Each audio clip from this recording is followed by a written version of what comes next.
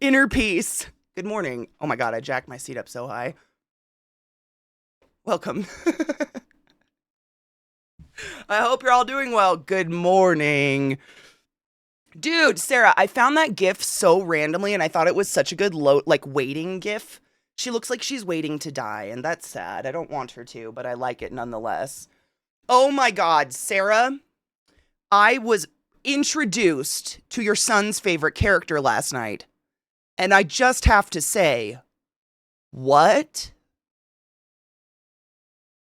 the fuzzle fuck? What? That? What? That's the most annoying character I've ever witnessed in a show ever. I'd take Regina George. The screamy one. Yep. The one that's, I want to get married. What the fuck? I immediately was like, okay, can this guy just die? And everyone was like, no, he's in every episode, Katie. I was like, oh, cool. You're going to have to drag me through this, guys.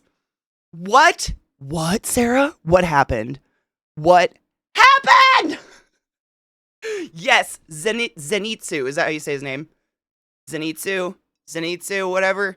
Dude, that whiny piece of shit needs to go. It's time. Just, why is he even there? It's like he's like a sad pet. We're watching Demon Slayer in the fucking, our watch party at nighttime, if anybody's curious. I've never seen it before. And I was introduced, well, I guess I've already been introduced to Zenitsu, but he'd never been this way before. And I mean, I'm being very real when I tell you, I can't get more unaroused than listening to a whiny bitch beg to be married. I'm pretty sure my vagina transformed into the Sahara Desert. I don't like him. I don't like him. I don't like him. We hates him. Like, and no one stood up for him. Literally, everyone that's seen the show just laughed at all of us who haven't seen the show. It was kind of hilarious. Like, I think Glut said something like, I was waiting for Katie to say something about this guy, because he's so fucking annoying! Oh my god. Why would you love him? Who loves him? Why?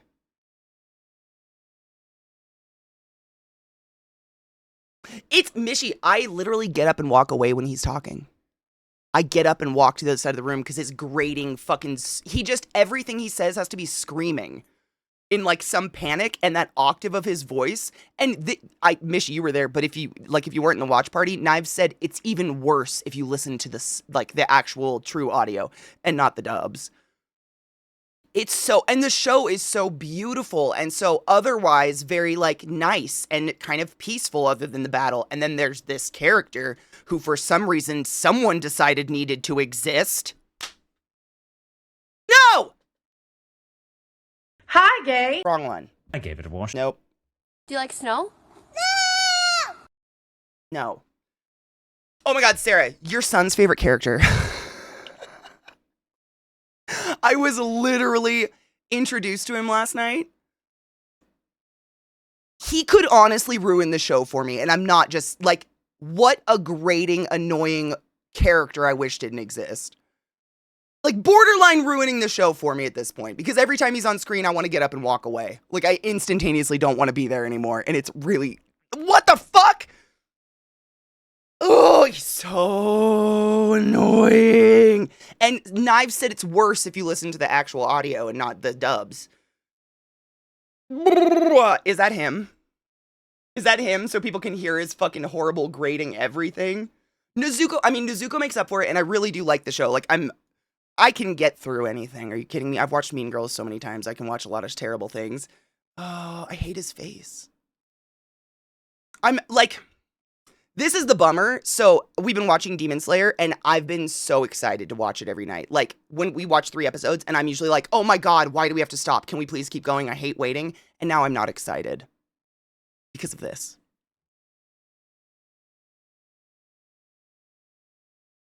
I'm so sorry in advance.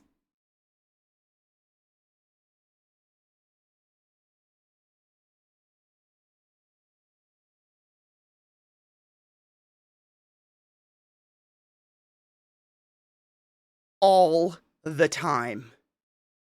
All the time!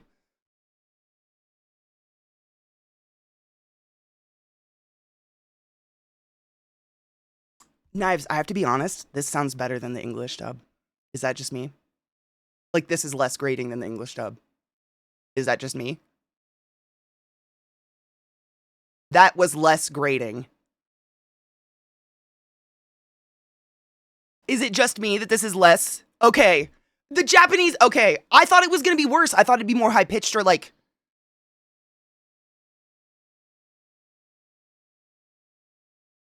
I don't hate him in Japanese. What the fuck? Okay, it's me. There's something wrong. I don't hate him in Japanese. I don't hate that. I mean, I don't know why. The dub is just so shrill and screamy, and that sounds more yelly. And I don't know how to explain that. Do you know what I mean? It's not even just the character, it's the grating of his screaming. And every scene he's freaking out about something like that. And the first scene is literally him dragging a woman to the ground, begging, screaming to be married, which is like, yuck. Dude, I'm saying we should watch, if you guys are down, I'm totally down to watch a couple episodes in the Japanese and watch with subs. It's just a lot of people in the watch party are up doing stuff, and so it's a lot easier for them just to listen. So subtitles are hard, which is why we normally do dubs in them, but I'd be open to trying it out, because I think it's truly the pitch. Now that you've shown me that, Knives, I'm almost convinced it's the pitch, and it's not him. Wow. Yeah, it's way less want to tear your ears off. Like, it's not, I didn't want to tear my ears off there. I don't know how to explain it. It's like suddenly he's a character in Japanese, but in the English dub, he's just, I want to kill him.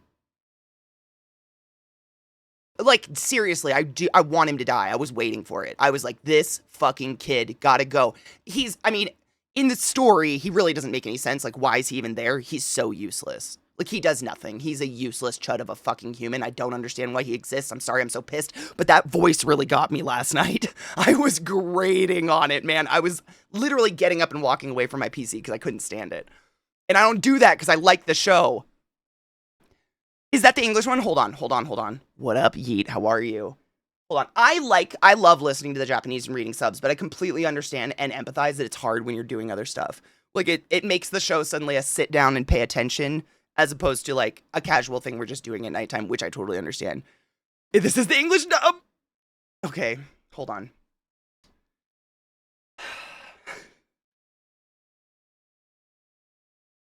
I mean, he's gonna be existentially an annoying character. I feel like this personality, like, it's obviously, like, there's a chemistry, right, that they're creating between the main characters that are gonna all be together. I get it. Like, the main character the show is about can't speak. So I understand that they need to fill some space with, dialogue and some characters that actually can have conversations with each other, as opposed to a brother just being like, my sister's the most beautiful thing you've ever seen, and one day you're gonna want to fuck her. You know what I'm saying? I get it. But the English dub just experienced this with me. First, let us cheers away the pain. I'm shocked. I didn't think it would be so much better. I'm clogged. This is a disaster. One moment.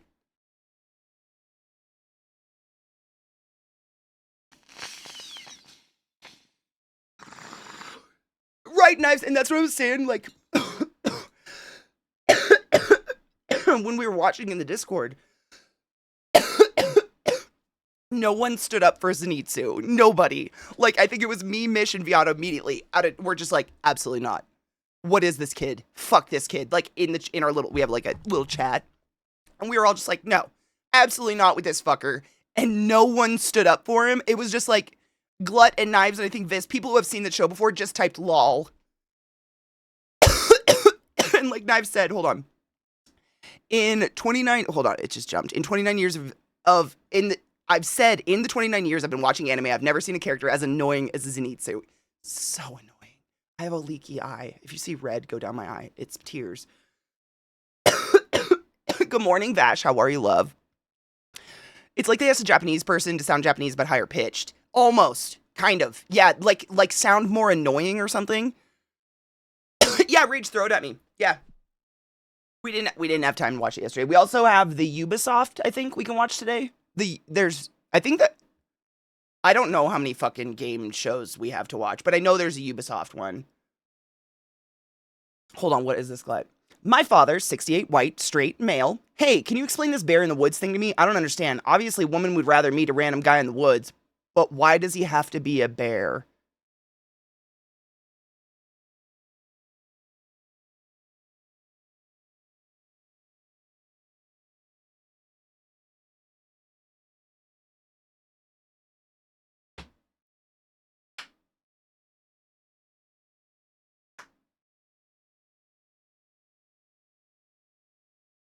Oh my god, the conversation goes further. Hold on, I just realized I looked at the comments. Okay, let me reread it. My father, a 68 white straight male. Hey, can you explain this bear in the woods thing to me? I don't understand. Obviously, a woman would rather meet a random gay man in the woods, but why does he have to be a bear? Is this for a Pride Month? Wait, no. Is this a thing for Pride Month? Are bears even into hiking? They do seem more likely to be outdoorsy, I suppose.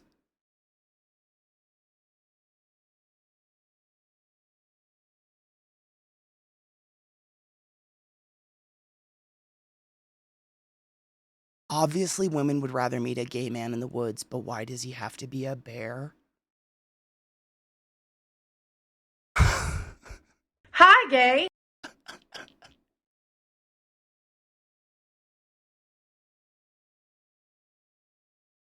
I don't know what to do. How do you even...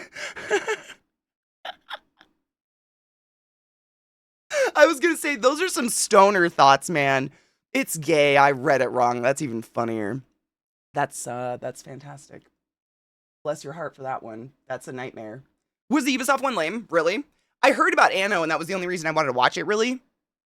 I mean, I never know. I never know what games are coming out unless I watch those things, because there's so many fucking games coming out. I'd rather meet a bear man in the woods. Big hairy guys are so cuddly. I mean, there's multiple layers to this, because there's like the bear in the woods, and then there's the gay, and then there's the bear. But then there's also like, I don't know if you guys have ever heard this, but like, you know, if you ask a random woman, would you rather run into a dude in the woods or a bear? 9 times out of 10, they'll say the bear.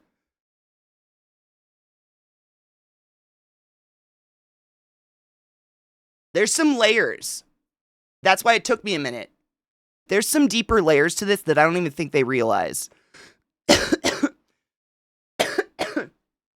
Side note, I had my annual performance review today. The theme was, quote, if you exceed expectations long enough, the expectation is you'll exceed expectations.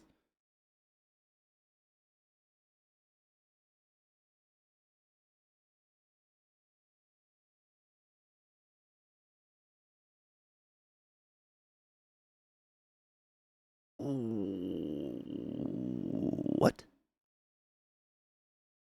Do they realize how fucking idiotic they sound? Do they realize it? Like, do they hear it?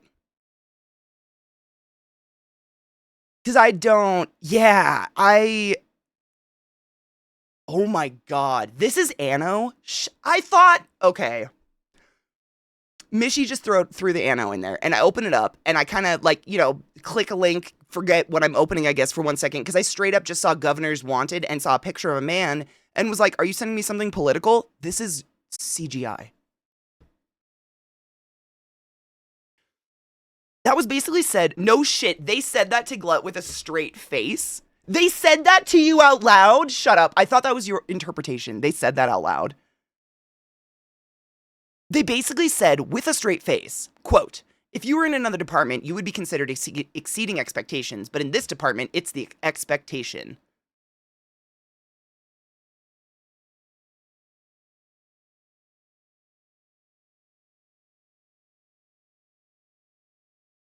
Wait. What?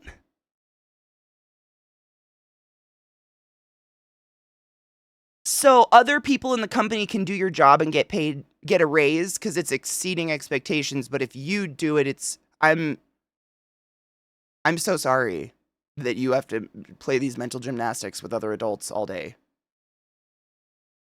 That is so confusing.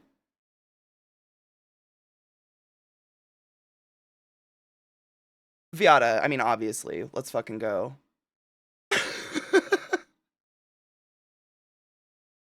Oh, I think we saw that one, David. That one they showed in one of the showcases yesterday, wasn't it?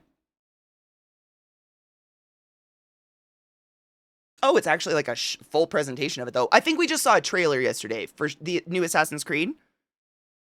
I tried to transfer. It was rejected by the VP of the department. My options are basically stay or quit. Wow. It's probably because they feel in their hearts they can still abuse you and they don't want you to go elsewhere. That's fucked up, and I'm sorry. Yeah, I mean, seriously, if you quit, they win. I mean, it's not the worst. I mean, you guys know my review story. Their reviews are stupid. Like 9 times out of 10, the person reviewing you doesn't even work with you or witness your work or know what you even do or your name or who you are. So, like, does it really mean, as long as you're not getting a ding for anything, I guess, win? I'm currently working on teaching people the value of asynchronous communication. How's that going?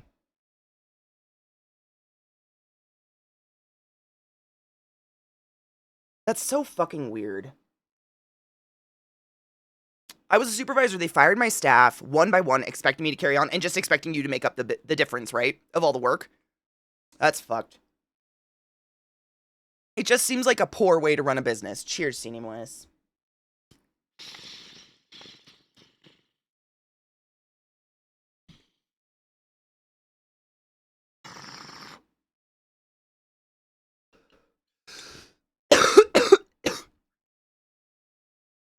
I mean, BDO, seriously, are they shocked by that concept, though?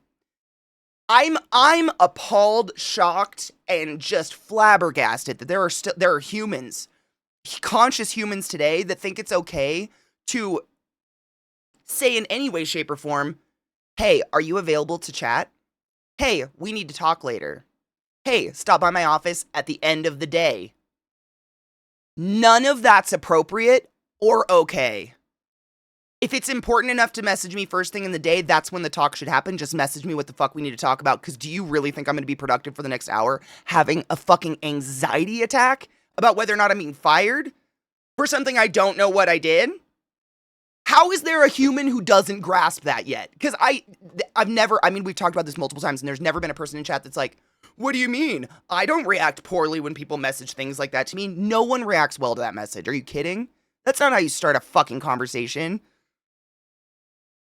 Yes, 100 BDO, that's how I responded to that shit. Regarding? What's it about? Why?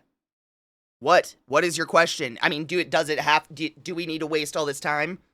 I work in the tech industry, and if I want a pay raise, I need to apply to other companies, get a contract with the pay they offer, and see if my job will match. That is fucked. I used to do reviews of my team in the refinery. Thankfully, I was the one writing the SOPs. If there was an issue, it was solved directly without the company ever finding out. See, and that's every review I've ever had, no one's ever had a real issue with me, but I feel like reviews are designed to be similar to the way that they do standardized testing in school these days. Like, they don't really care about them at all. They're just doing them to show they do them. Kind of like how I have to pay 300 and something bucks to maintain my respiratory license to some organization that has fuck all to do with respiratory at all. It's just like they're just proving that they're keeping track of you in some way, shape, or form. I don't know though. It feels fucked up. That was super prevalent in trucking. When you literally have a CB radio and you could just talk right there. It's always next person up. I work at Bojangles. The store manager was found dead. What? And they didn't even close this. Wait. And they didn't even close the store for the day his employees found out. Wow. That's fucked up. Yeah, it's the principle of it. Like, what the fuck is going on? They covered the jobs with untrained staff from the areas. I complained it was illegal, so they told me I had to rearrange training. So they put it on your shoulders. That's lovely. Don't you love people? They're my favorite. And my status on Teams is message me before you call me. If you have a question, please ask. I promise it will not come off as rude. It just helps me speed up the process. Dude, I love that. That's seriously the best thing that's ever. I mean, I'm in full support of that. I mean, it just doesn't make any sense to me. The weird. It's almost like, what's the word? Not pretentious. That's not the word. It's like fuck, the word will come to me. Fuck. I am an RT, yes. Yeah. I don't know what else to say that, yes. Licensed and plugging away. Nah, you're a respiratory and a radiology. Oh, you're a radiology tech. Respiratory therapy. Ha! Isn't that weird? Don't you love that we have the same acronym, but we're different? I love it so much. You ever have a doctor yell in the room, "Hey, RT, can you?" And 3 people turn towards them and go, "What?" It's my favorite moment ever. Respiratory therapy, rad tech. Rad tech's fucking sick. I almost did rad tech, but I did respiratory therapy instead. Which is funny, because respiratory therapy, no shit, the acronyms are... Oh, God, hold on. I hate the initials, and respiratory therapy has multiple initials at this point. It's so... Because I'm sure you're aware of, like, you know how nurses could be, like, an LP, and then it was, like, an LPN, and then a CRN, and then an RRN or something like that. There was levels. Well, there was levels to respiratory as well. And the final level is RT. Really? Like, is anything I do therapy? Why am I even called a therapist? But there's like CRT, CRTT, CCRT, RRT, CRRT, and then you add all the fucking ICU shit onto it. But they kept it RT. And I'm like, we're not therapists, for one thing. So why respiratory therapy has ever been a thing, I will have no idea. I'm not a therapist by any means. And some hospitals have actually tried to change it to respiratory care practitioner, RCP, but it does not fly. No one in the ER is yelling for RCP. It's RT, and 4 people will show up, and we all do something different. Every time. People are too used to getting called immediate... People are too used to getting immediate responses since everyone has cell phones now. I purposely take my time to respond to people. I do the same, and I try to explain that to people. Like, if you message me, I assume it's with purpose. Therefore, I would like to respond with purpose. And I'm never going to respond just to get you out of my DMs. Ever. That seems really disrespectful of someone's, like, time.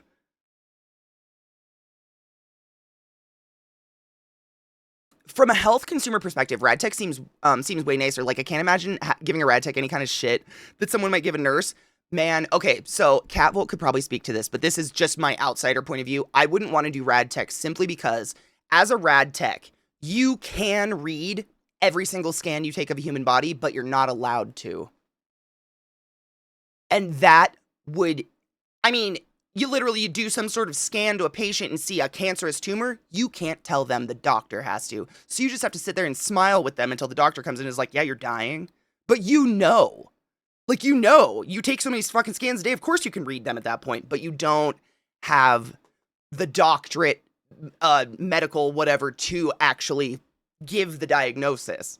The emotional turmoil of that. Like, when I see something fucked up on a scan, I say it out loud right there and I start talking with the patient. I don't have to wait for a doctor to read my scans. I couldn't do that. Like, that, I have a lot of really good friends at Johns Hopkins who are rad techs there. And the way they talk about their job and what they see and how they just have to smile and nod at, like, families through the window, like, oh, everything's fine. Oh my God, is that a parasitic twin? But you can't say it in anything. You cannot tell, even if the patient begged you, you can't tell them. The doctor has to do it. It was like when I worked in a PFT lab. I told you guys about that. I worked in a pulmonary function lab for years. And I would do the pulmonary function tests, and I can read them. I know exactly what's going on. I can see a restrictive or an obstructive disease or whatever, but I'm not legally allowed to. So I'd have to sit there for 45 minutes with a patient just doing these tests, looking at them like, yeah, everything's totally normal. And then they'd have to go to the doctor for their 15-minute, yeah, you've got cancer speech, and it's horrific. I cannot imagine. Like, any hospital job is fucking horrible, let's be honest. I mean, they're all pretty gross in their own flavor, but like that, just like knowing what's going on and not being allowed to say anything, it's gotta be draining. I can't imagine. Like, kudos to you, Kat. That shit is hard. Anything's hard in a hospital, though. Any job that's not mine, I'm like, oh my God, how do you do that? There was a time when people would leave the house and you'd leave them a message. God, what a weird time. I feel that on a base level. Wait. It'd be fine. I'd be fine as a rad tech not having to give the diagnosis. Really? Dude. I mean, it's not like I want to, but when people ask me what's going on while you're doing a scan, Kat, like I said, Kat could speak to this better than I could, but they straight up just have to be like, but you see her horror. Like, you're reading horror. That used to happen to me in the PFT lab. I've told you guys this, like, I think I've told you mildly this story before, but ages ago when I worked in the PFT lab, I had a patient who just so happened to turn out to be the doctor that pulled me out of my mother's vagina. Super weird, really random. I'm talkative, so of course I just converse with my patients and whatever and talk about their life, and roundabout found out he was the doctor who birthed me out of my mom. And he had end-stage fucking cancer, and I was watching it on the screen the whole time, and I had to send him off to a doc to read that, and I couldn't say shit. It was horrible. Like, you're there about an hour and a half with this patient, and every test is showing horror, and he can't read it, but I can't legally say anything. It feels almost like lying, or like withholding. You know, because, like, if you walked by someone in the street and they had a compound fracture in your leg, you'd be like, oh, bitch, I can see your fucking leg bone! You know what I'm saying? But I can't do that. I have to send them to another door down the hall where they tell them about the compound fracture. And that whole hour and a half, they know I knew. They know I knew. They know. The doctor tells them, like, your respiratory therapist did this test with you, and this is the results, and da-da-da-da, and this is what they've read. They fucking know. And it always felt poopy to me. I want to be open and honest with my patients at all times, and it felt like, and it's all legality. Like, that's all it is. Like, not saying rad techs can't read results like they're incapable. They literally go to school for that very specific reason. It's legality. Doctors have all the liability. So if they diagnose incorrectly and we get sued, they have the liability over their head. We don't have that liability over our head. It's very confusing in dark time. The wildest thing is that he'd do that via text on phone. He'd text me, hey, Rage, and I'd see it and roll my eyes and have to wait 30 minutes for him to fish. No, I can't with that. No. I need your stream today because I have to work. Oh God, I have a work from home job currently, but it's gotten terrible, and I actually have a call later with my old hospital boss. So, oh my God, I had an offer from Hopkins the other day, but it was to work in the NICU, and I was sitting there like, I think I actually took a screenshot of it and showed it to in our little watch party thing, and I was like, guys, they offered me like a $10,000 signing bonus, and I was like, fuck, dude, but NICU. Ugh, like, everything I just bitched about is just quantified in the NICU, man. It's just 20 times more stressful and sad. Vash, no shit. Did you guys have, like, a place you went to regularly? Because when I worked at Hopkins, I literally think it's called Slaunch. It's like whatever Cheers is in Irish. Slaunch, whatever. There's an Irish bar downtown Baltimore that if you go in your scrubs in the morning, you get free drinks.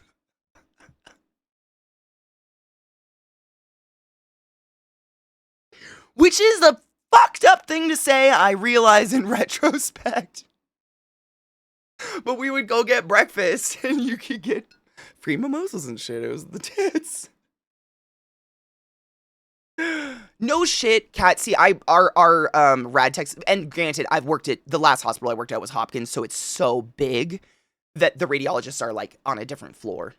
They're not even on the same floor. It's so weird. Like, no shit. RT was like, you'll get this. Anyone in medical will get this. It's very, by the way, hello, Elbel, my love. It's very weird at Hopkins because it's the biggest hospital I've ever worked at. And normally, you know, like, I think rad techs are similar, but rad techs, like, you're in the radiology lab, you have like a break room, you stay with your staff, and that's where you work all the time. RT in every other hospital I've worked in, respiratory therapy, I mean, we have a respiratory therapy unit where all of our bosses are, and we go there to have breaks and lunches, and we kind of meet up with each other and ask if anybody needs help or something. Hopkins is so big, we don't even have that anymore. Like, there's no central place for RT. So that's what I'm saying. Like, I would get reviews from my bosses who hadn't seen me in 8 months because I worked night shift. It was so weird. Like, we would just stay in our units. We had nowhere to go. Like, you just lived wherever you were placed all night long. So in order to find, like, anybody, a doctor, you had to know who the fuck they were. Like, you had to know their phone number or their pager number to find them because they were not near you by any means. Like, pulmonologists and shit, it was a nightmare. Every time you intubate someone, you have to do a CT scan and make sure you know where the tube is and everything, and that's where our rad techs are there. Rad tech and respiratory therapy, we work hand in hand a lot. And you have to make sure the tube is, 4 cm or whatever from the carina and shit like that. And I can sit there and say, yes, it is, but we have to wait for a fucking doctor to come say, yes, it is. And they're never there. They're never there. I have no clue where they are. Same? Dude, isn't that weird? It's weird. I miss having, like, a unit. You had the Irish bar that did the same thing. Shut the fuck up. Maybe it's Irish bars. They had hot dogs for us and would serve liquor at 7 a.m. No shit. So would this place. I mean, it was an Irish bar, so I guess that's maybe the theme of it, because, you know, they love to play on the Ireland loves booze all the time. Everybody loves booze all the time. Shut the fuck up. But absolutely free booze if you showed up in your scrubs and shit. And oftentimes they would play, like, Guess the Splatter. The servers. Because I wasn't surgical, so we had our own scrubs, but they're all Johns Hopkins monogrammed and color-coded, you know, like, we couldn't have any fun scrubs. And so you'd show up, and it'd be like a smear down your badge, and they'd be like, so, can I guess what happened here? I'm like, you can guess, I guess. Don't touch it, though, maybe. It is, is that how you say it, Slanch? The RTs at our main hospital are on the 9th floor, in their own area. BDO, every hospital I've ever worked at before, our unit's always been in the basement, which I always thought was very interesting. But at Hopkins, we didn't even have one anymore. And it always sucked because, like, you have a bunch of coworkers and stuff that you just never see. I would never, ever see them. I would go 3 months without seeing a coworker that works 1 unit away from me. Because we just don't ever get together. There's nowhere to get together. It's very odd. It was just different. Really different. I miss the camaraderie of having a team of RTs and feeling like you know who's there to call for help if you need it or something. Yep, the overnight weekend, dude, night shifts were horrible. Like, just to get that out of the way, nothing about night shift is, like, it's lack of sleep. No, you never sleep. You're just kind of in this, like, weird zombie days all the time. But I'd never give it up because night shift staff is just the best. I've said it before in my channel, but, like, night shift, I appreciated night shift more because I definitely worked day shift a lot. I would pick up shifts and shit. And the biggest difference I ever noticed was day shift is all the same work as night shift, but plus, like, looking pretty for all the upper-ups that are walking through the building all day. I don't know. It was less about business and more about presentation, which I don't, like, when my patient's in a moment of turmoil and distress, I'm not worried about presentation. I'm worried about life-saving. And there's always, like, administration walking around in suit skirts and shit and heels, clacking the halls of the hospital all day long. And they want things to look pretty for them. So day shift seemed very, like, nicey nice. I don't know. And night shift just seemed more serious because it's a fucking hospital. Guess that stain. No shit. Oh, Anubis. Hold on. I did. Ever since they've been updating Twitch. What did they update? They updated mobile and they updated something else. My chat does this thing where it jumps all over the place. It's very fucking annoying. Wow, it jumped so far. I missed so many messages. I'm so sorry. Oh, I hate this. It's been doing this for a bit, and I don't know why, and sometimes I can't even scroll it. Hold on. Reading scans given results above my pay grade. I'm just here to run the scans. Dude, I couldn't do it. I couldn't do it. Yep, that happened to me when I had an ultrasound for gallstones. I def had them and needed surgery, but the nurse couldn't say anything to me for sure. Yep, that's usually the way it is, unfortunately. Ooh, Voltron, let me grab those. My chat really did jump really far. I'm so sorry. And by jump, I mean what happens is it basically loads a huge chunk of what you guys have typed all at once. So it looks like it just mass scrolls down. But there's a huge chunk of chat that just didn't load. It's been going on for a while, so I'm sorry if I miss anything, and thank you for letting me know. It's very fucking annoying. I think I got them. Offerings! When I was little, before answering machines, voicemail, and cell phones, we could go on vacation and be unreachable for the entire time. I still do that every year. It's called Burning Man.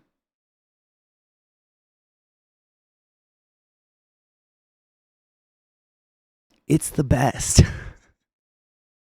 Okay, why aren't patients allowed to view the entirety of their own records, even if the records don't feature anybody else? I've never heard of a patient not being allowed to read their entirety of their records in my life. You have legal rights to the information about your everything. I have no idea. Yeah. You just have to ask and request them, but at least in the US, I'm unaware of anything that would restrict someone from being able to read. I mean, I can see reasons where, like, if you are currently in the hospital as an inpatient and your nurse is currently doing, like, her notes and shit, and their notes, I should say, and charting, I can see where they wouldn't want you sitting there looking and asking questions constantly and maybe giving yourself paranoia, going onto the Google machine with these diagnoses, and then suddenly ending up on the Mayo Clinic where now you're dying. Because anxiety, fear, stress, none of those are good in a hospital environment, and none of those are advantageous when it comes to healing and getting better. So I can see where, like, they might not want to throw around big words at you because every fucking idiot, myself included, is going to go to the Google machine and suddenly we have cancer and we're dying, right? And now, on top of helping you, now we have to argue with you that you're not dying and you don't have cancer. It can be very stressful when people start to diagnose themselves. I can see that, but there's no legality, as far as I'm absolutely aware, that you can't have everything. I mean, you can request we print out our charts for you with all of our notes about you, like the typed in notes about every treatment we've ever given, the patient's status, everything. I've printed those out for people before. There are weird, like, there's really weird regulations about how to deliver said shit to people. However, because there's no, HIPAA, obviously, we have to, like, we try to maintain the privacy and autonomy of every patient and make sure everything stays as private as possible. But at every hospital I've ever worked in, including Johns Hopkins, the only, and according to them, most secure way to send documents from hospital to hospital or to send them to a patient is via fax machine.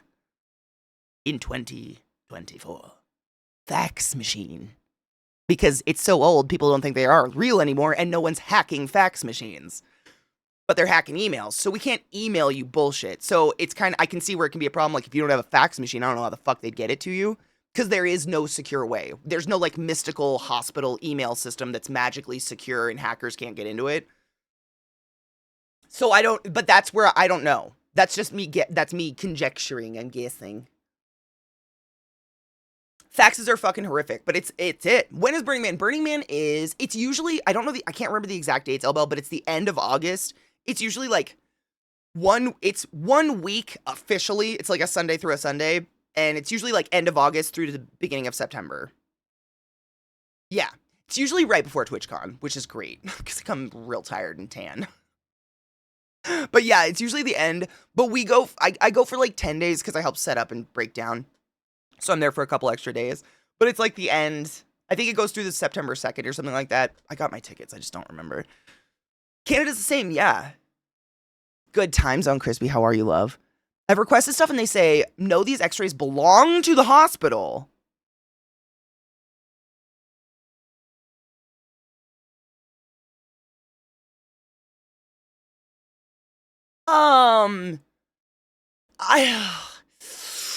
Anubis, I'm trying not to be mean right now. Really, really hard.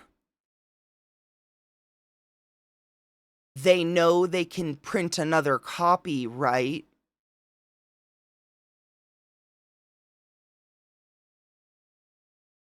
I don't know what to do here. They know they can just scan the copy they have. Obviously they need a copy of your x-ray to keep on file. But it's not like we print your x-ray. I mean, we don't even print them anymore. Let's be real. It's all digital. Like, what? Copy and paste the file. I feel like you're talking to a silly, silly dum-dum, or this is some weird rule I'm unaware of in the UK. Because that's crazy. That's super illegal. You literally have... I mean, in the US, as far as I'm aware, you could ask for everything. Everything. A lot of nurses get in trouble because they've gotten a little sassy in their notes when they have a difficult patient, and then the patient requests their records and they can read all those notes. Yeah, like we're very careful with that shit because yeah, everybody can be an asshole, but you're not an asshole in your notes, for fuck's sake. But that seems really fucking weird. I don't know though. I have no idea what would be the stipulation for that.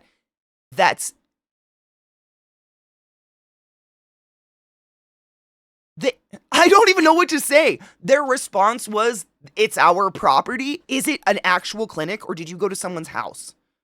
Like, was this an underground thing? Are you missing a kidney? I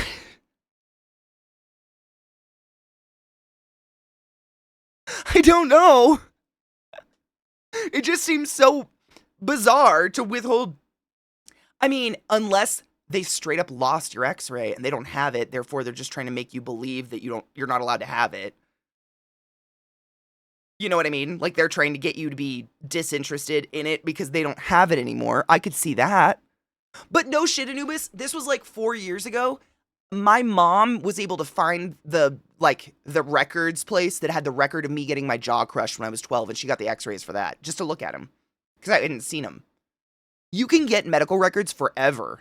It's pretty, unless the hospital burnt down or something and they didn't go digital yet, or that is wild. That is wild, dude. Call them back and be like, I know for a fact what you're telling me is illegal and a lie. Send me a copy of my x-rays.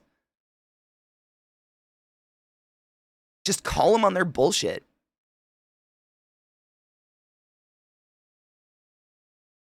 Because if they lost, no shit, the number one reason hospitals go under is inadequate charting. I'm not kidding you. Charting.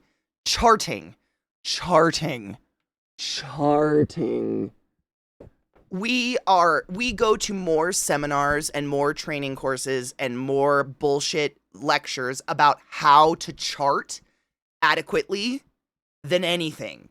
Because I would say it's almost more than half the job, for fuck's sake. My life. I hate typing.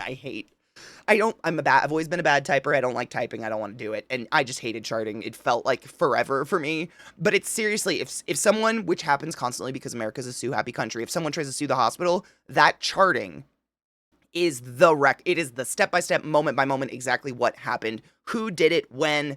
Every single letter you type is time-stamped. So they can tell, if you stopped halfway through a note to, assess a situation, or if you didn't. You can't lie around charting. It's impossible. Charting will catch your ass if you're a piece of shit. Period. End of story. And if that doesn't get you, the cameras will.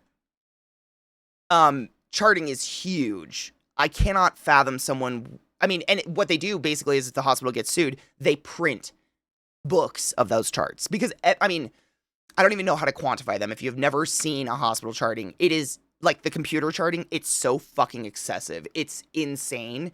And depending on how often, so how do I explain this? So for instance, if I have a patient that has a Q2 treatment, meaning every 2 hours, I have to go into their room and chart and do this thing, whatever it is. Let's say it's NTS suctioning. Every 2 hours, I'm going to go in and do some fucking NTS suctioning on this patient. I have to open up their chart and do everything I do every single time I go into their room. So I have to do, palpate their chest, listen to their breath sounds, et cetera, et cetera, et cetera, et cetera, et cetera. So every 2 hours, you're going to get this fucking lump of charting that probably looks almost identical to every other charting I've ever done that day, because it's only been 2 hours, and God knows what this therapy is. It's probably suctioning mucus out or something like that. But you're going to have to print that book off, and that's just the RT. God knows what nursing charting looks like. Oh my fucking God, I have no idea. The pure, unadulterated hell that is nurse charting. Their life is charting. It's insane. And then these court people have to go through all those documents. So it's, the courts can request these documents, and that's not their body. I'd call them on their shit, Anubis, because that's fucked. It just seems so weird. Oh, and there's fax gateways online. Boom. There you go, Sirlin. They have no excuse. I really don't see how they have an excuse other than they lost it. Or, and I hate to say this, but I've had a personal experience with this at a hospital. The person you were talking to had no idea what the fuck they were doing. So instead of asking for help, they lied to you. I don't know why that is an instinct, but I've straight up witnessed it happen where someone just didn't know the answer and they didn't see me standing behind them. And they're like, no, that's not. And I was like, RT right here. That's wrong. What are you doing? I'm literally 2 feet behind you. Turn the fuck around. Turn around. Every now and then I get a little bit lonely. I'm upset for you. That seems very illegal. In a fucking absurd way. An x-ray? I can almost understand them being weird about notes and charting and shit like that, because it's kind of infrequent that happens, and so some people can get really lazy on their charting, and then that comes down on the hospital. Because if you're lazy on your charting, we don't have a record of every moment of every second of your hospital stay. FACT stands for fucked up, antiquated expenditure, dude. So IT people in chat, what would you say would be the most secure way to transfer medical documents if we didn't use fax? Because I'm genuinely curious, because I don't know. I never even thought about it before I started working in hospitals, but I know I had to use a lot of fax machines in hospitals. Exactly, Senor. It's the only way a hospital can work as a team. 100%, because half the time you never see these people you're working with, but you can go into their chart. You can go into their charting and read all their notes, and you see everything they did with the patient, and you get a much wholer picture of what's going on with the patient, as opposed to having to track down that human. and find out, what the fuck happened. And I still, no shit, and then I still have to email the doctors to be like, hey, did you do this block or not? You listed it and you didn't check it, or, dude. You are preaching to a very angry crowd. Same. I feel your pain on an existential level. The sheer amount of times that I've like been in the doctor's little office, whatever, and having a really serious conversation, and we're going to do a really serious therapy to the patient. And they're like, yeah, okay, I'm writing the order right now. We got to do this right away, da-da-da-da. And so I go gather all the equipment. I'm in the med room and I'm in the stock room and I've got all my shit and I'm waddling to the patient room. I gel my hands. I get into the patient room. I swipe my badge, log in, get everything ready on a thing, set up my sterile area to do whatever procedure I'm going to do. Open up my computer to no fucking order.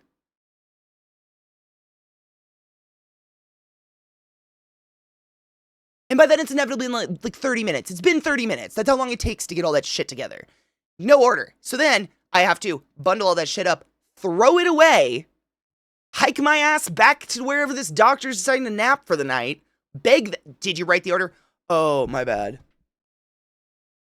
Okay, there you go. They click 3 times and it's done, and you're just like, I just threw away $500 worth of shit because you didn't click go. Was it that important? Did you really feel it was that important? Fucker! Oh. Those were baby docs, though. To be fair, I did work at Hopkins, and a lot of the time, baby docs get stuck on night shift because no one wants to work night shift for some reason, and baby docs, oh man, they're dumb.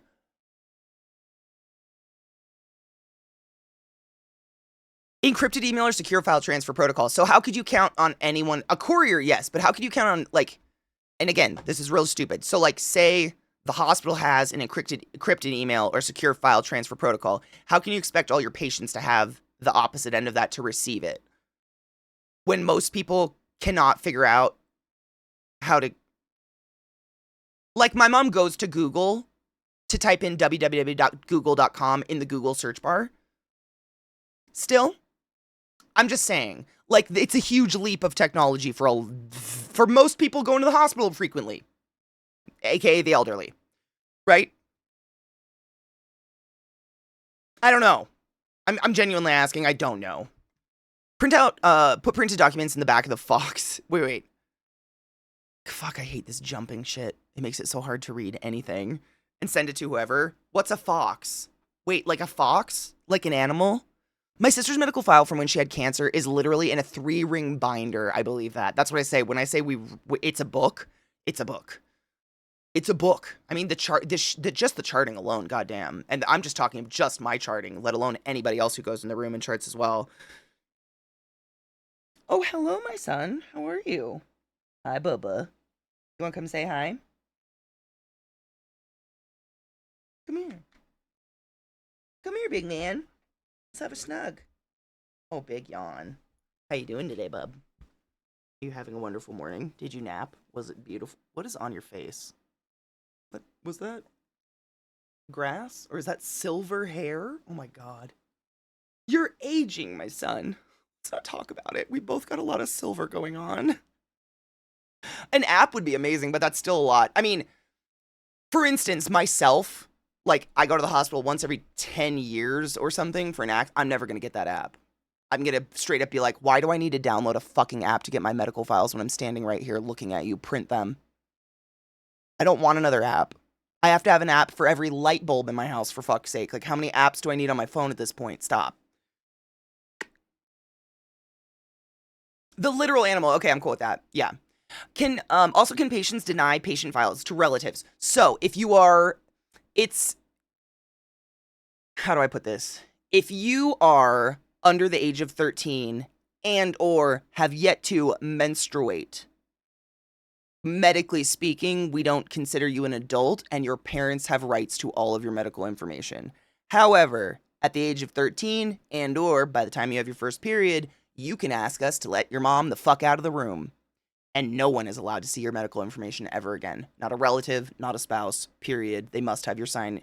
Unless they now have, like, power of attorney or whatever because you've lost your mind.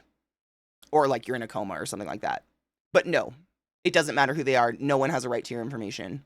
Period. And if a hospital gives it to someone outside of those extenuating circumstances, you are sitting on a pile of cash.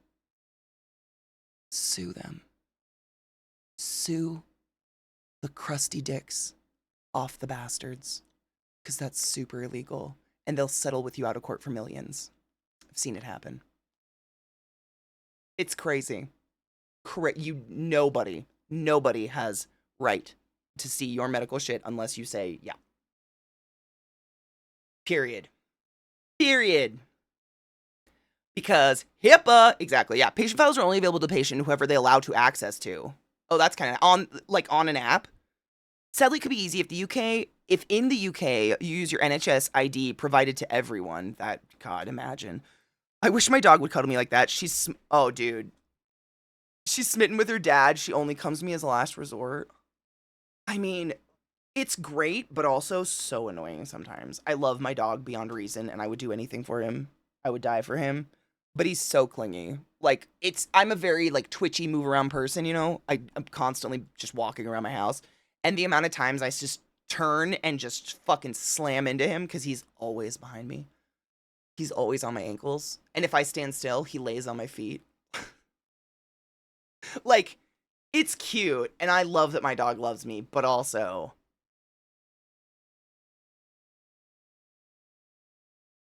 it's much. It's a bit. Your love is so strong. I just don't understand what's so interesting about watching me around the house. Hi, Genova love, how are you? He loves the lovings. So you have to make a blood sacrifice to get some privacy? No shit. I sometimes just sit in my bathroom for 40 minutes leaning against a wall scrolling my phone because it's the only place in my house no one can get me. Like, I'm not doing anything. I just closed the door. It's my secret hiding place. No one can find me. I can get fired for looking at the medical record of someone who is not my patient. I don't see patients. I can get fired for looking at any patient records. Exactly. Literally, that's same with any medical professional. If I have no right to be in that patient's room, I have no right to be in that patient's files. Period. Yeah, that's a big one. I've actually seen a lot of people fired for reading interesting patient files when they're bored and getting caught. And I'm like, man, how bored were you? There's Reddit out there. Go read Reddit. Stop it. What are you doing? He's just a baby, and he'll always be a baby. He just loves to be, he doesn't need to honestly be pet all the time.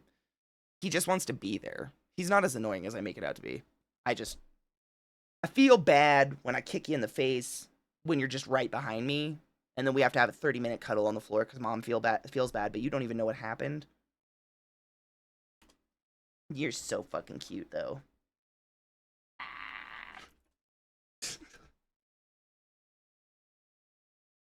Just needs a snug. And when you hit them because they're in the way and you didn't see, they look at you like, I'm sorry you had to hit me. Right? I'm sorry you had to hit me, mother. Please accept my apologies. Exactly. They look at you like, I love you so much again. And you're like, I am so sorry, my precious baby. Oh my God. The amount of times, like, my knee has gone into his skull because I just turn around and he's right there. And it's like, their skull is like a dinosaur skull. I don't know what it is. It's so hard and meaty and thick. And he just looks at me like, I liked it. And I'm like, I'm a bad mom. I'm a bad mom. I love you so much. I can barely even yell at you. Unless you're barking. But we're just yelling together at that point. If you're bored at work, you're not working hard enough, that shit's bullshit. I hate that. A lot of guys do the shut yourself in the toilet trick. It's one of the few places we never get judged or have the fixed awareness guards up, dude. Am I a guy? Because I do that a lot. It's the only place I find where it's accepted, like, no one, I won't be I don't know. I won't be bothered. I don't know. Sometimes I just don't want to be perceived for, like, 20 minutes. I just want no one to know I'm alive. That's it. And then I'm back to reality and literally open the bathroom door and he's curled up against it and he looks at me like, Mom, I waited for you. You're a perfect dog. I just give you a hard time. There's literally nothing to complain about. You're such a good dog. Like, how can I be mad? He just wants to hang out. How can I be mad? You're so cute. You just want to hang out all the time. He's like that friend you have in school who's like, you can be my friend, but no one else's friend.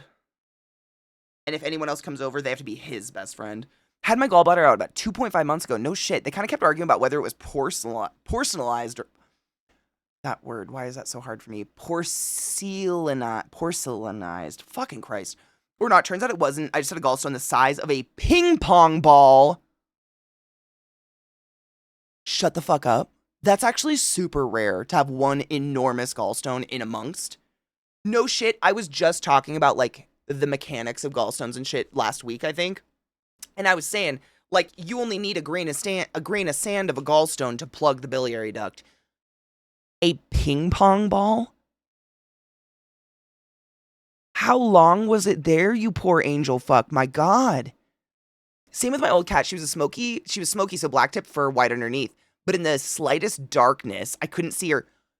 I didn't even realize he was right there. Oh my God, I almost smacked him. I love you so much, bud. Timu, the sheer amount of times I've stepped on this dog, because he is pitch black. He's blacker than anything on my desk. He is the, like, epitome of that beautiful blue black that's just gorgeous. But if he lays down in my hallway at nighttime and I get up to pee, I cannot fucking see him. I've actually gotten this weird, so you might want to take this, anybody that needs advice, if you have a beautiful void animal that also likes to sleep in dark places, what I've found is when I walk, when it's dark, I shuffle my feet. Now, I stopped picking my feet up, because that way I shuffle into his ass instead of kick him in the face really hard. It's really bad. They do it all the time. Like, I oftentimes have to crawl into where his little bed is and, like, get in there, because I can't see him if it's dark. And I'll feel around, and then he's, like, in the back corner. I'm like, oh, okay, there you are. I see you now. And then he opens his eyes, and I see the tiny little white corner in the edge. I shuffle right into that ass.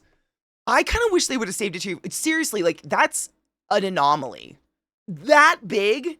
I mean, I'm sure you know the mechanics of how they develop and stuff like that. That is, ouch. I'm so sorry. I'm smiling because morbid curiosity, I would have loved to see it. But also, I'm so sorry you dealt with that. Like, ow. I don't want ping pong balls inside my body. This is a sentence my brain gave me unironically. I mean, Genova, have I told you about the ping pong show in Thailand? Believe it or not, there's a population of people that deeply like ping pongs, balls. All up inside them. In all the places.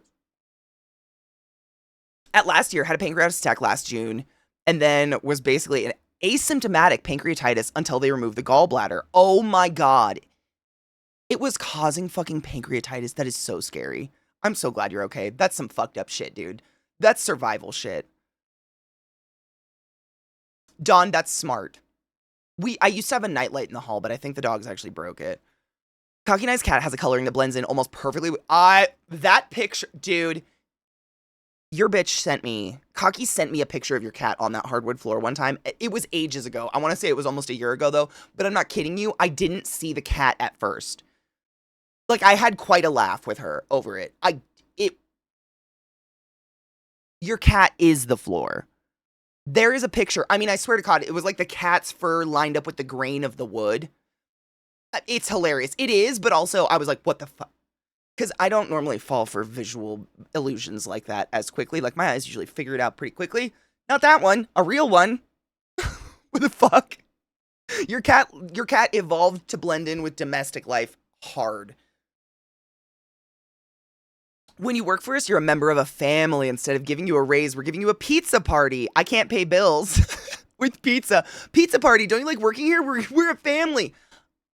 I'm not kidding you. When I was working at Hopkins for respiratory therapy week, instead of anything, they put a bottle of hand sanitizer with a piece of ribbon tied around it in everybody's mailbox. And that's what we got instead of raises or anything that year. I still have it. I saved it. It's like when smokers quit smoking and they save one cigarette. That's what that hand sanitizer is to me. It's every time I get one of those job offers, like $10,000 signing fee and you can work with dead babies, I look at that hand sanitizer bottle and remember why I don't do that anymore. It's a good thing to keep around, I think. Oh my God, Crispy, please. Yes, please. Fucking rage, what? The sarcasm oozes.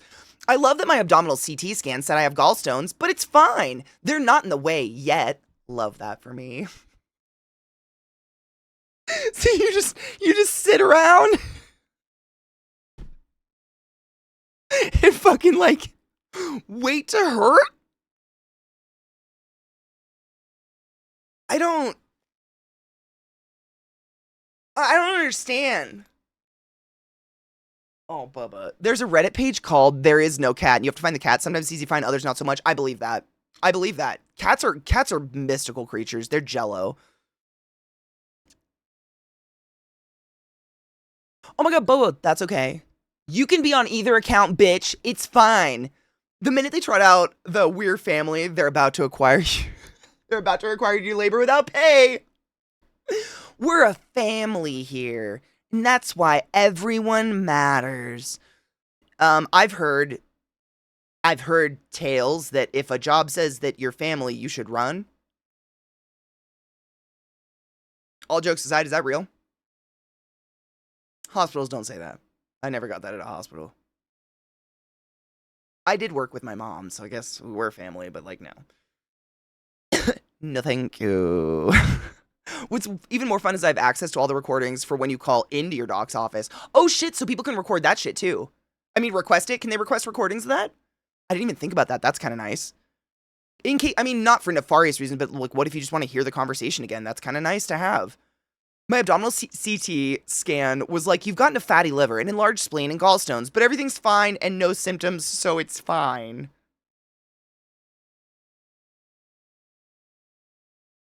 What?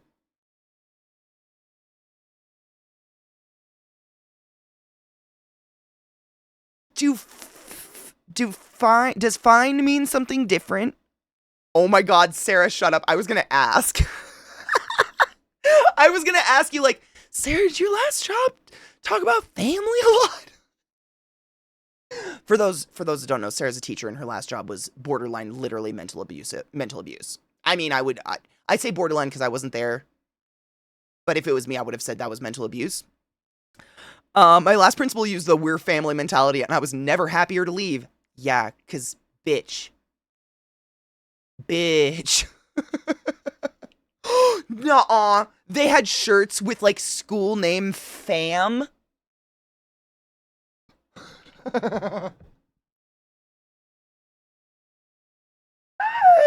No. I knew it. It's the worst places want to call themselves family, and I just don't understand what's the logic. My last job paid for my health insurance so they could call me family all they want. I mean, if they gave me health insurance, I'd let them call me boo boo kitty fuck. I wouldn't give a shit. My boss tried to tell me our work was family once, and I told him I was going to sue for incest because they kept fucking me over. Family doesn't fuck my ass like you, sir boss man. At least not yet. Oh, that got weird. We should take a break. I think my dog has to shit. Trick's licking my leg under the desk like, Mother, I'm sweating.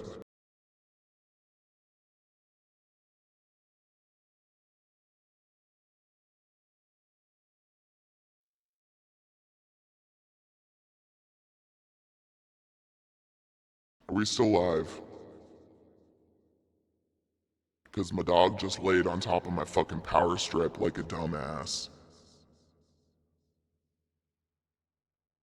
Why? Cool. No shit. Everything on my computer just restarted, including my Go XLR and all of my monitors. If you watched my face and it was weird, this fucker just sat on my power strip. Look at that smug little face. Look at him. Bob, I have to take a shit, and if you don't take me outside to shit, I'm gonna lay on your power strip again. He is. Look at him. You're such a smug little bastard. Look at you. Are you such a good boy? Are you such a good boy? You're such a good boy. Yeah, you know what's up. You wanna go outside? Yeah. Let's go. Let's go outside. Right nipple. God damn. All right. Quick break. The boy needs to take a shit. Take your joy, drink water, shove a bowl, load a bowl. You know what? I don't. It's just.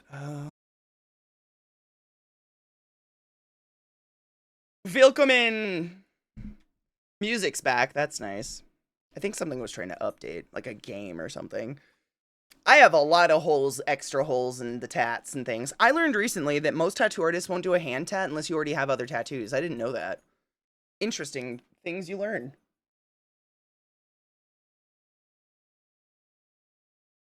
Dude, I think to each their own. All of my piercing tattoos I've always gotten for myself. I've never thought to myself like judge someone else for not doing it or doing the same. I just kind of like it's like decorating a Christmas tree. I don't know. Oh, is the cat in there? Hold on. I have to show you guys the cat. And then we have these videos to watch, which I talked too much and forgot.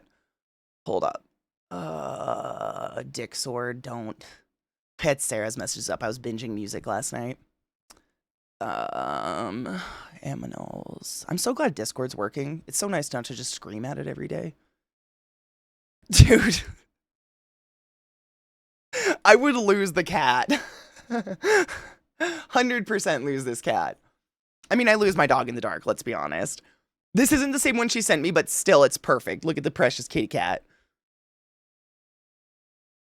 Perfection? I don't know what to say. It's a perfect cat, but like, look, this is what I'm talking about. The one that I saw, I want to say she was laid out along with the grain, and her ass here, this part, was like where the angle of the photo was, and I swear to God, I didn't see the cat at first.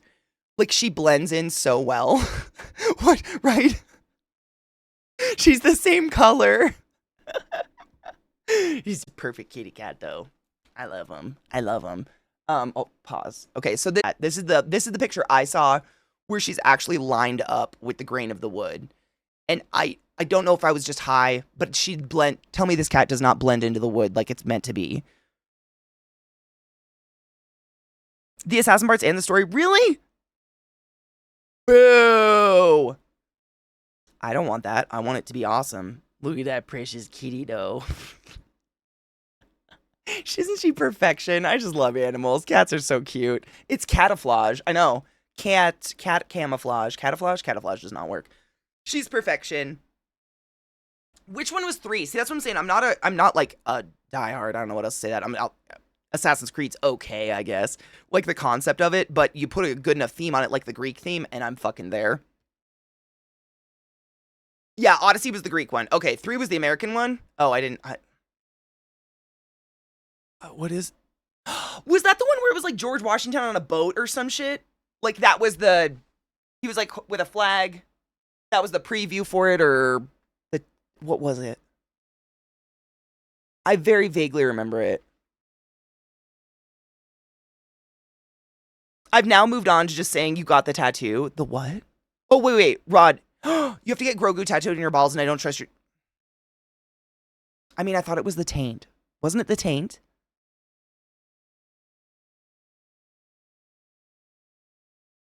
It's turn of the century founding of the U.S. Why would anyone... How do you glorify that? Like, I don't know how you tell that story without the genocide of natives and stuff. Is that fucked up of me? I don't know. Is that just me? I mean, you could. They definitely do in history books a lot. But I don't know. Was the writing really good? Good. I'm glad. I haven't played it, so I'm genuinely asking. I just don't know how you could approach that. Like, it's pretty dark. It's a pretty dark... I mean, we all know the fuck... Yeah, we all know. We all know how America was founded, right? There's a reason I'm very pleased none of my family came off of a Mayflower. I don't know what it is, but I've met some people on the East Coast who it's like a point of pride to say like, yeah, my family was a founding father, like whatever. They came off of Mayflower, and I'm like, I wouldn't be proud of that. I just don't. Why are you proud of that? I'm moving shit over. Sorry, I have a lot. Do you guys hate me today? Some 41. Okay, I'm not kidding you. The 3 links. Katie's personal hell. Some 41. I don't even know what the fuck. And a clown. Was today just, let's make Katie uncomfortable. We don't like her today. Day? Why would you do that? They just simply didn't talk about it. They brought it up as like, you know what did during, oh my God, really? Like the passive aggressive, like putting MySpace lyrics or music lyrics on your MySpace. I know. I was gonna say, what do you mean, Katie? All of our history books had the story about the genocide. Without the genocide, yeah, I know. We had to go learn that shit on our own. Well, I mean, Lena, you're very correct. I mean, none of it's. That's what I'm saying. Like in general, I don't know how you make any of that like a pretty story.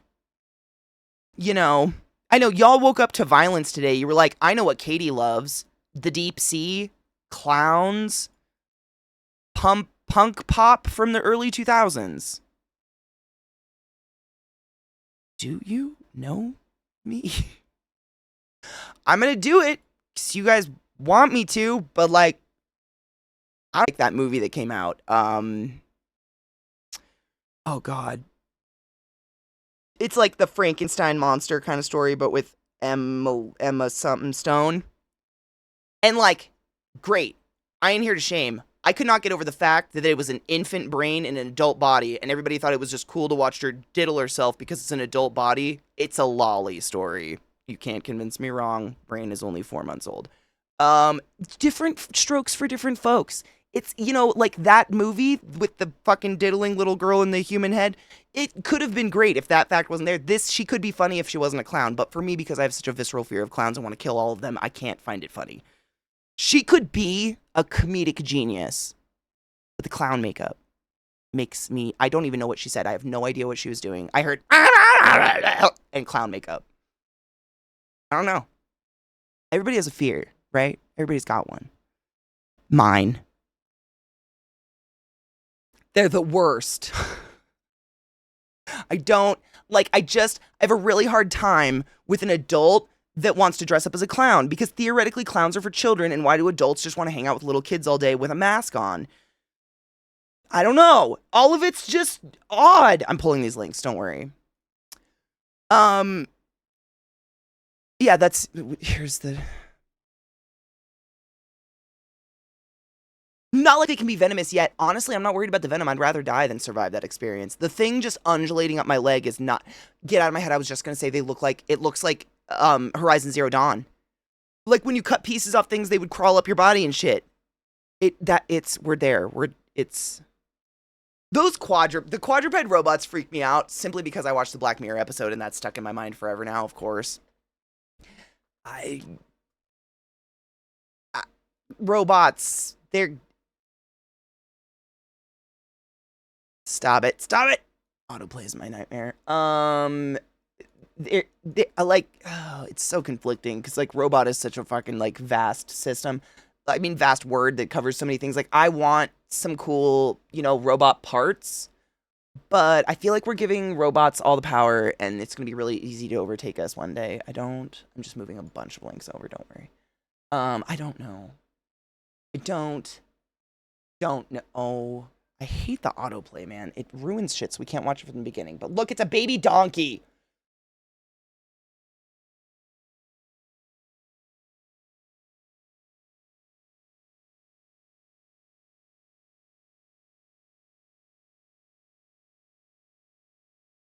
So... Oh my...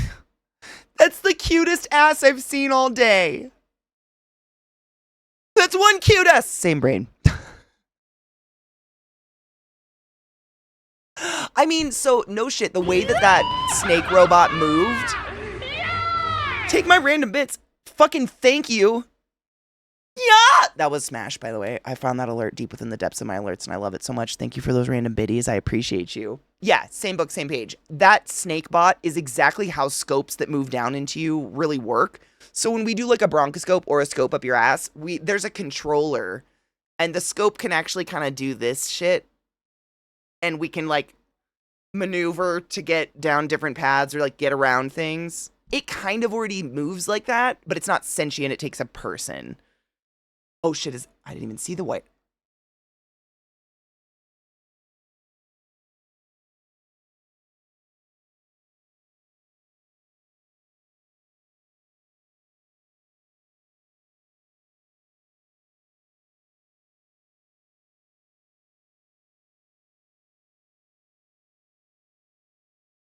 I have a name.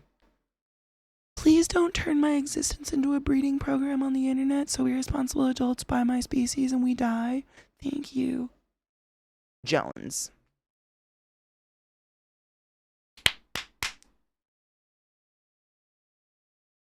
I'm gonna go with yeah, but this is the instrument, which I thought was cool. It looks like a harp. That's the cantarelli. Modern instrument with 15 or fewer strings are generally more closely modeled on traditional shapes and form a category of instruments known as a small cantelli, however the fuck you say it, in contrast to the modern cantelli. Sick. Cool.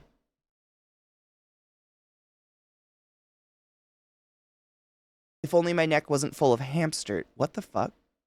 Oh, okay. Just kidding. I thought that was a penis. Everything's penis if you want it to be. Okay, you have to be haunted by whatever this... I feel like I've seen things similar to this where people anymore. I can't stop with this song. The Dirt Man is... It's a catchy fucking tune. Little dirt under my pillow for the Dirt Man. In case he comes to town. I can't stop.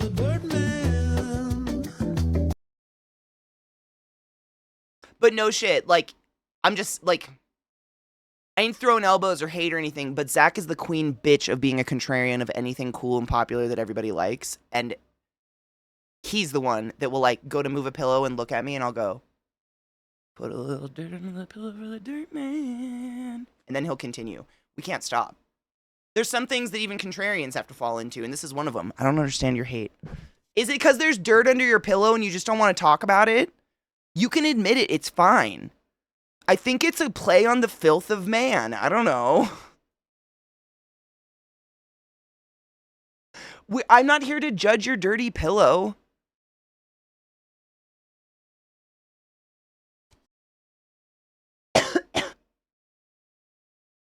Okay, so no shit. If you didn't, I mean, not to be creepy, but you have like hundreds of thousands of microscopic bugs crawling all over your skin. You have hundreds of thousands of microscopic spiders in your eyelashes that without them you would go blind. There's bugs all over us, and the reason we can move and function is because they're eating all the dead skin and shit that would gather in our crevices and become hard and cement-like and make movement painful. You would go blind from the dead skin falling off of your eyelash follicles. Literally, they would build up on your eyelid until you formed a shell over your eye. Some people have this disease where they don't have this microbiome of tiny spiders living in their eyelashes eating this dead skin. Therefore, the dead skin creates almost a fingernail over their eyeball. So without all these microscopic bugs all over your body living in your butt crack, in your eyelashes, in your poon, you would rot and die and non-function. Like, we thrive on all this microscopic shit. The caveat is that you don't want anybody else's microscopic shit on you. Eat ass responsibly. Thank you. Thank you for coming to my TED Talk. Music. No, 100%. I don't want big bugs I can feel in my ass either. But bugs aren't going to crawl in your ass if there's not something appeasing to a bug in your ass. Does that make sense? Like, insects, the reason they've survived for so many, like, will out-survive us and came before us is because they're smarter than us. They follow their instinct and their gut. So, like, if you're, get a bidet. But if, like, you're rocking some juicy dingles when you go to bed, don't be shocked if you wake up some beetles in your beehole. There's food there. Clean your butt.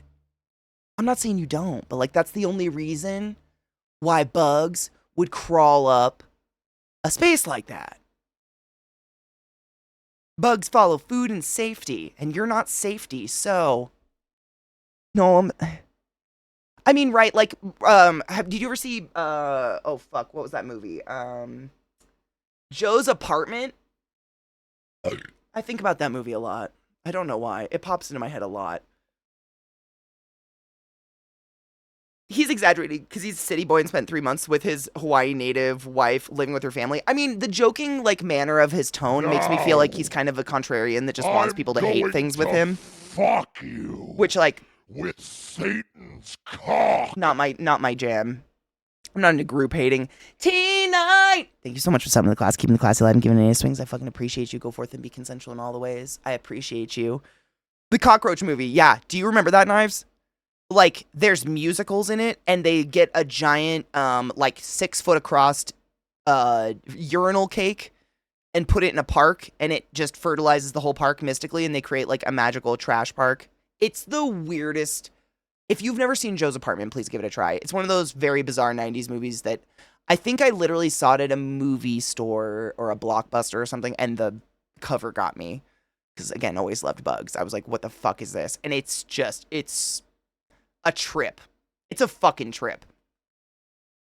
Wait, genuine question. Where physically does a baby's microbiome come from? Internally or externally from the mother? So microbiome is kind of a huge word for a lot of specific things, but essentially your gut bacteria that dictates what gives you an upset tummy, what doesn't give you an upset tummy, the looseness or solidness of your stools is dictated by your mother's colon bacteria.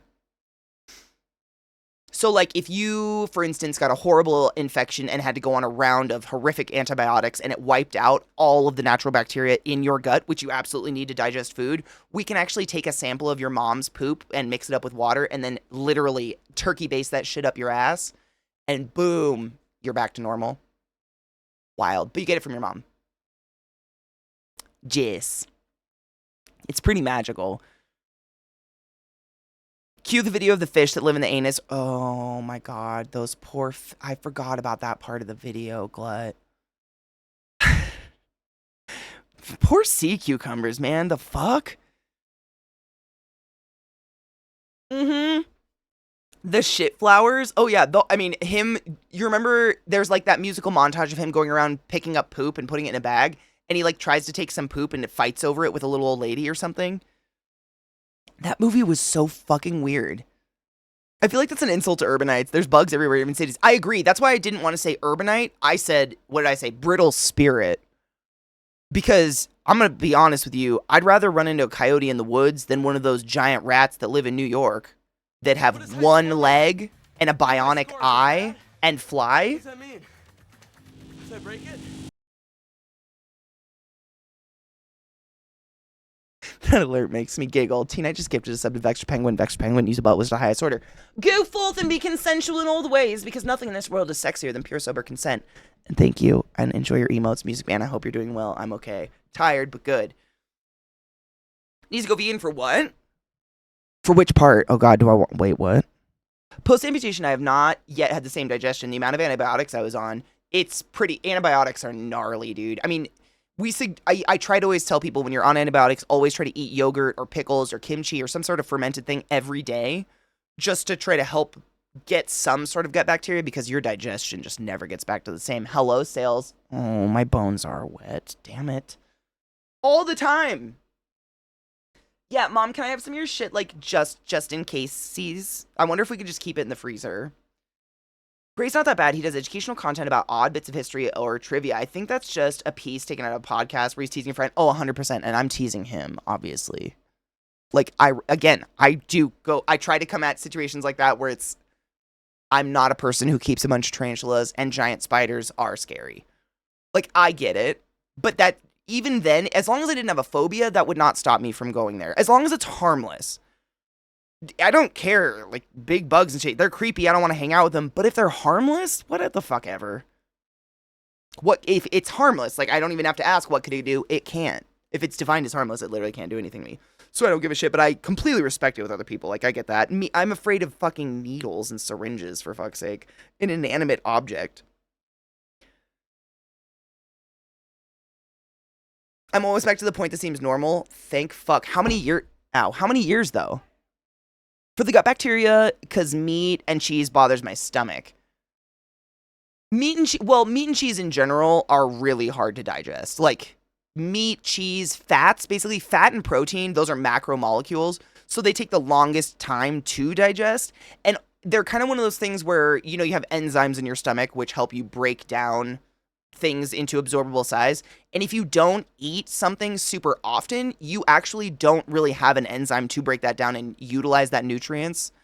So it can cause digestional issues. Like if you don't eat it super, super often, it's just like a supplemental thing, like once a week. That could be a problem. I'm not saying it is, but it can. You know what I mean?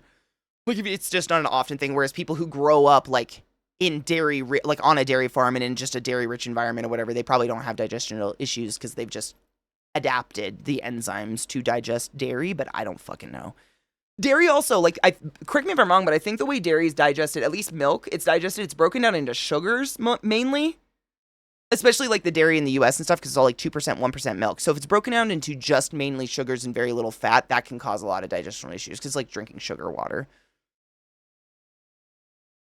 Just got home from a session, so I'm doing post-production work. Oh, nice. Your brain feel mushy?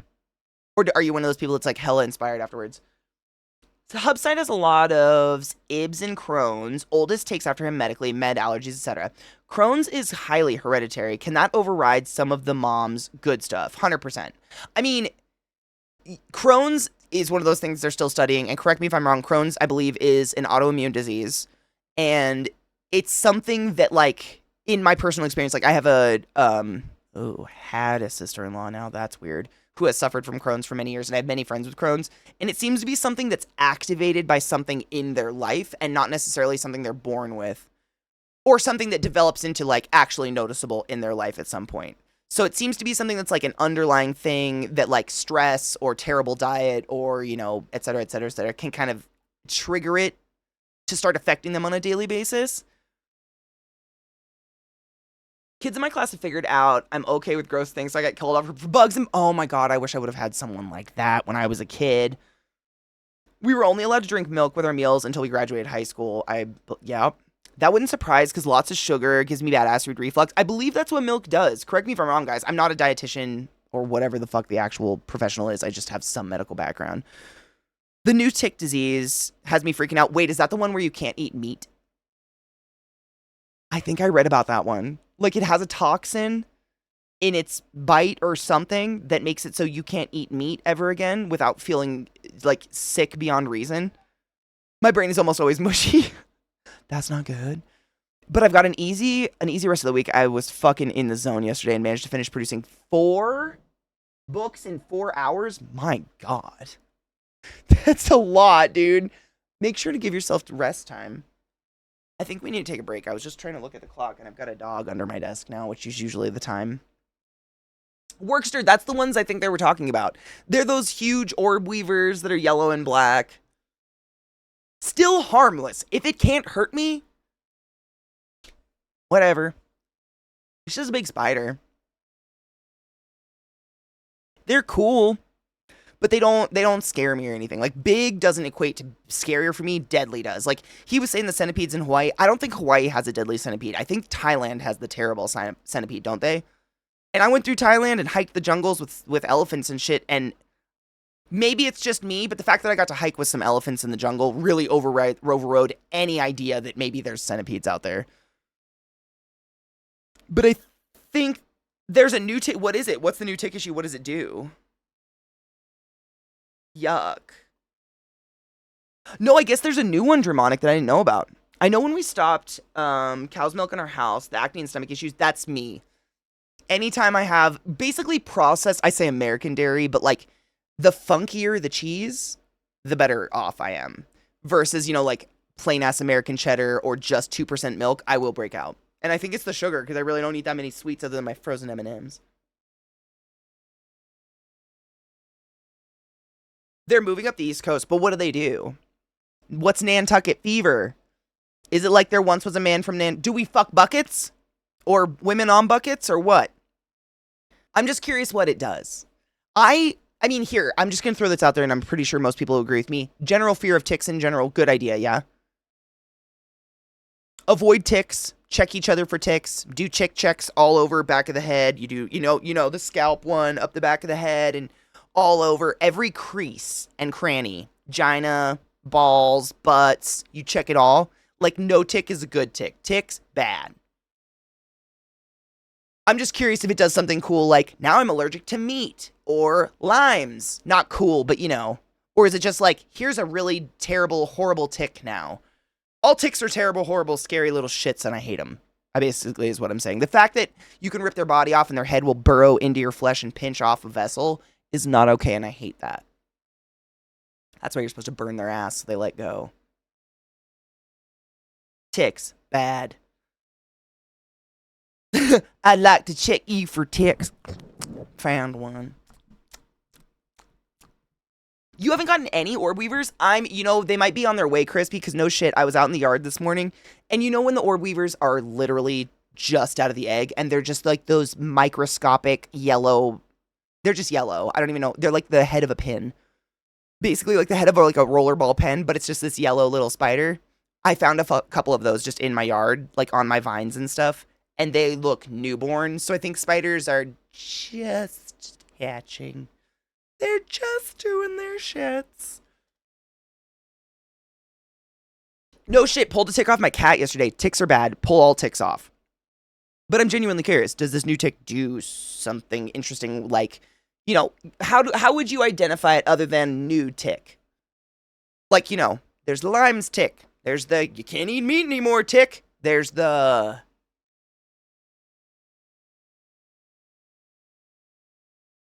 tick. Flu-like symptoms. Oh, so like ticks. So it's just a new tick. It doesn't do anything cool like horrible, vegan powers or something. Lame. I can't read that. That is so small. Come hither. Come to the side. I can read. Babeciosis is an infection caused by the parasitic protozoan Babesia. Babesia? Sure. This parasite is carried and transferred by ticks and primarily infects erythrocytes, red blood cells. This activity outlines the evaluation and treatment of babesiosis. I gotta be saying that wrong. That's weird. And highlights blah, blah, blah, blah, blah, blah, blah, blah, blah, blah, blah, blah. It's so small. I'm so blind. Where are my glasses? I really need to find those.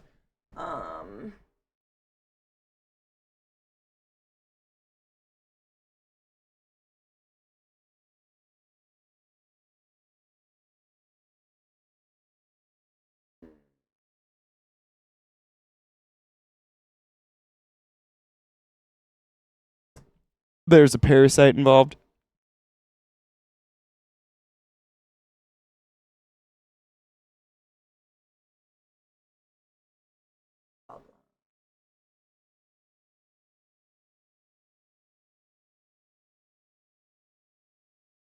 It'll kill you if you don't have a spleen.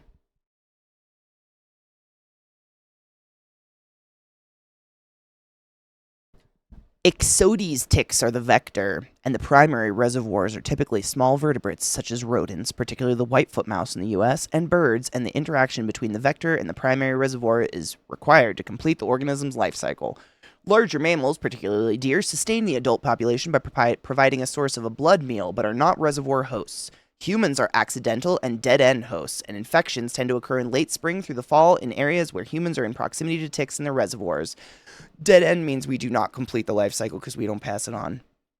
The majority of the cases of babiosis in the United States occur in the Northeast. Connecticut, wow, that's where ticks are. Do you have ticks? Yes. Upper Midwest, no shit, and are due to babiosa microti, transmitted by the Ixodes. Pathophysiology. So the nymph is in. Oh, okay. Blah blah blah blah blah blah.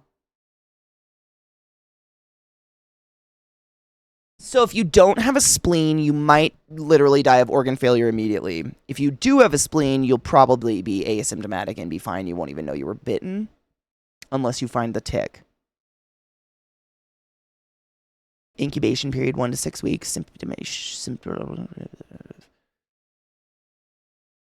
So symptomatic illness in patients without immunodeficiencies, which, I mean, if you're immunodeficient, be smart, check for ticks. Maybe just don't go into the woods where ticks are gross. Usually consist of a febrile flu-like illness, often with a chill, sweats, malaise, fatigue, and headache.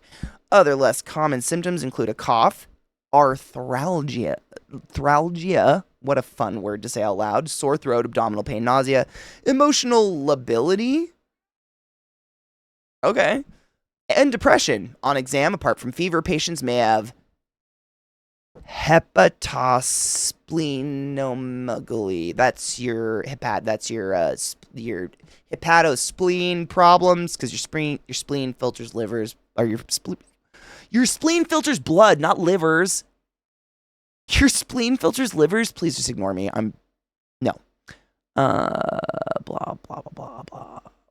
So yeah, a severe disease typically occurs only in high-risk population mentioned above, i.e., lacking a spleen.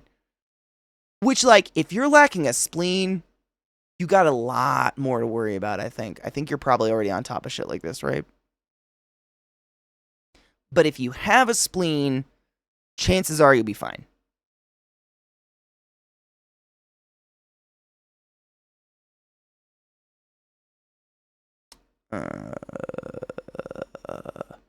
Literally, the number one treatment is antibiotics. That's it. Interesting. I mean, still creepy. All ticks are creepy, though. I'd still go forth and just say, stay away the fuck from ticks. Is there a tick vaccine? Because that'd be smart. Well, this one's new, so I don't know if this one be involved in it, but get the fucking tick vaccine. The fuck is a spleen? It's an organ in your body that filters your blood. It filters shit out of your red blood cells. Along with your liver. Your liver does other stuff, but like their blood, it's basically blood filters, different stages of blood filters. The spleen filters the livers out of your blood and balances the humors through sputum expellation. It's all about the biles. I've never heard of a tick vaccine, but I don't know. My parents love mushroom picking and berry picking, so they have tick vaccines. Maybe they just have them. Maybe we just don't have them here. I've never heard of a tick vaccine, but that's smart to get if you're going to go in the woods a lot, because like my childhood was littered with, my brothers and everyone going hunting, and when they came home, they'd basically have to lay down and take their shirt off, and we'd search up their scalp, and then they'd have to go in the bathroom and search all their nooks and crannies because they'll go anywhere. Ticks are creepy as fuck. There is a tick vaccine, but we never moved forward with continued manufacturing of it because not enough folks wanted it. That kind of makes sense, but kind of a bummer because thank you. No, I appreciate your chiming because I had never heard of it before, honestly. But, and I have, like, I lived in Baltimore, which is relatively ticky. Eastern Washington, lots of ticks. I mean, when I was in Baltimore, I think I told you guys this story. My sister and I were walking on the trail, and I'm not kidding you. I literally said out loud, like, make sure to, like, check yourself for ticks while we were walking. And I looked down, and one was crawling up my inner thigh, and I swear to you, it was 4 inches from my vagoon. And I, like, went to flick it off, and it clung to my leg, and I was so scared it already bit me that I just, like, ah! It had not bit me. But they have, like, these claw legs that they, like, on you. Oh, it was not okay. I felt so filthy. It was so gross. It was crawling up my thigh. Absolutely not. Like, where was it going?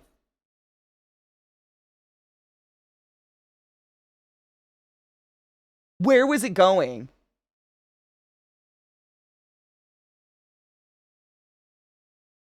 Very basically, yes.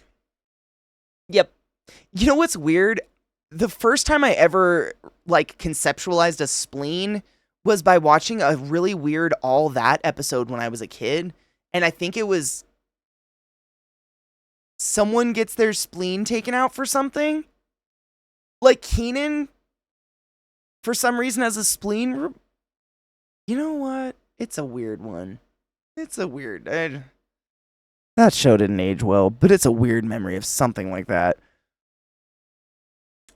Literally Viata of the absolute panic. Like, my conscious brain knows how to remove a tick, but I kind of knew it hadn't bit me yet or anything because it was crawling, and that when I went to flick it, it did like that, that I just did the, you know?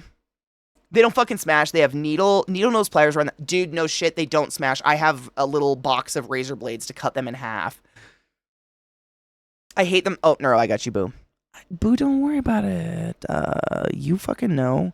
You know why? There's a tool for removing ticks. I was always taught to, like, get a match, light it, put it out, and then touch the butt of the tick. And you know what? I honestly don't think I've ever been bitten by a tick. Knock on wood. Now I'm itching all over because we're talking about ticks. I don't think I've ever been bitten. I've had like 2 on me. I think one time one was crawling up the back of my head. My mom got it, and then that one on my leg, which was so scary. But I don't think I really don't. I don't attract the ticks for once. Thank you. Neuro posted a link for folks.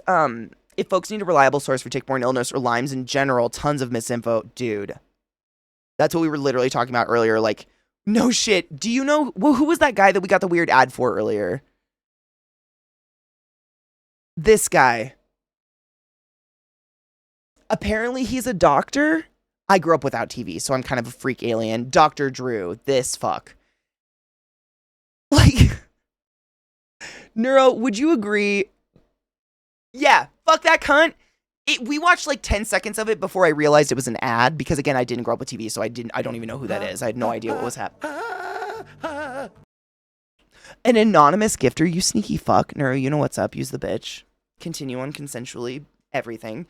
I was telling people, I was like, if you're looking to like suss out bullshit in medical care practitioners online, i.e. people who call them doctors and sit around calling Doritos a metabolism killer, anyone who talks in absolutes, I just cannot take a trust in. I don't know how else to word that. Might be a little stoned. I've never met a truly like intelligent, actively intelligent, like person who's actively trying to understand things more and, you know, working on themselves. It's work in absolutes. Like, no one does that. Yeah, only Sith deal in absolutes. No shit. Oh, I mean, that's kind of hot though, right? Dr. Drew blocked me on Twitter when I called him out on some of his bullshit takes. Bye, bitch.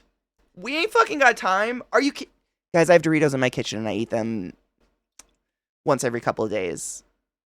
And my metabolism's off the fucking charts. Get out. Please don't believe in magic food. There's no such thing. Everything in moderation. Everything in moderation. I don't know why that's so hard.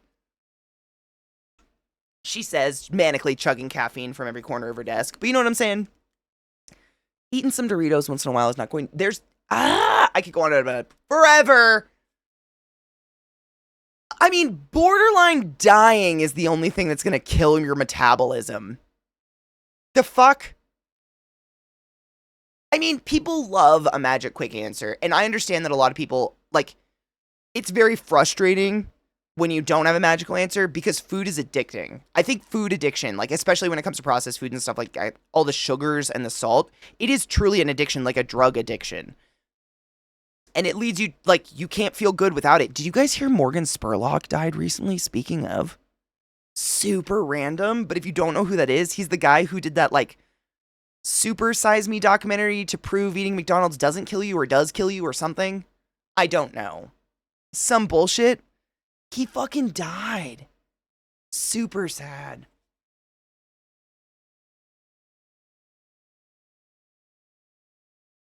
Magic food is my only current fixation, let's be honest. Oh, God. The way I look at it's a failure of our health system to provide resources for folks that can't afford it. 100% yes. So they turn to these fuckwads who take advantage of their desperation, so fuck them with a huge rusty needle. Yes. Agreed. It's such a broken system. It's so fucked up. I mean, we could go on. No shit. Oh my God, Neuro, can I ask you a question? Like, serious question? So I had a question this morning, and I straight up couldn't answer it. And I gotta ask you. Is there any reason a patient would be told they're not allowed to have a copy of their own x-ray of their own hand? And I'm just gonna say, theoretically, a hospital doctor told him, it's the property of the hospital. No, you can't have a copy of the x-ray of your broken hand. Thank you. Okay. I went on like a 2-hour spiel about charting and the importance of charting and going to court with charting and the books of shit we print out for people because they just casually asked to see it. In no world could I fathom that being a reality. And I was like, either they lost it and they're lying. Bitch you talked to has no idea what the fuck they're talking about. So she lied. I have no idea. I don't know what's going on there. You have the right to everything that is your medical information, right? I seriously was scratching my butthole for this. I'm glad you think the same, because literally we have people in chat who are medical record. I don't even know. What's the profession y'all do? Like the medical records people who code shit in the computer rooms that we once in a while graze into to like see where a bed is going or something. those people couldn't understand it. No one could understand. I'm glad we have just a third. We needed a third because none of this makes sense. Like, it seems so illegal. I was saying, like, I was stepped on by a horse when I was a kid, shattered my jaw. My mom just recently, in the last couple of years, was able to contact that hospital and get a copy of that x-ray. Like, before x-rays were digital, like, when x-rays had to be developed and shit, she was still able to get a copy of it. It just seems insane. Even if there was something unremarkable, you're fully allowed, it's yours, right? I'm glad I wasn't the only one on that. That, it boggled my mind that was a thing. That's what I said, Glut. I'm like, I feel like they're fucking lying. Dude, Neuro, I asked the same. I'm like, are you actually going to a doctor's office or was it someone's house? And I didn't get an answer. I have to check in on Anubis. I have to check in because he was in a horrible car accident and his hand was shattered on the inside. Like, and he's like a martial artist and couldn't practice for a while. Like, it was horrible. And he just wanted a copy of the x-ray and they just said no. And in my wildest dreams, I just don't understand that. Like, let me get my boots. Yep, KPP is one. Absolutely. I mean, there's multiples in our community that hang out here all day. We have a lot of people who do, I mean, various forms of transcriptioning and doing, like, the coding, medical coding, like what it costs to have everything done. There's IT, medical IT. We have a lot of medical IT in chat. None of them could understand any of this. Because I just wanted a point of view from different angles of the hospital. I was like, because I'm just an lowly little RT. I don't that seems crazy.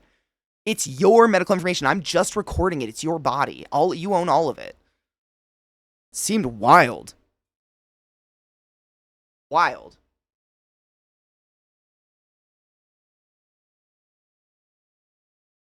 I think a lot needs to be said about having the rights to a photo or media you're the primary subject of, if not for medical reasons, then at least to uphold basic human privacy. I mean, 100%. It's very odd. In Norway, you can request your entire medical record printed out. You'll have to pay a marginal admin fee, but it's like $5 or something. That's basically what we do. Like, most of the time, if you're just looking for an x-ray or something, we don't charge shit. If you're looking for a full printout of like a 6-month stay, there might be like literally an ink and paper charge of $3 or something, depending on the hospital. But I've never in my life been taught or told that we can say no to a patient, or should we? When it comes to handing out their medical information about their body, their privacy. Like, that's theirs. It's not mine. We're just recording it. Yeah.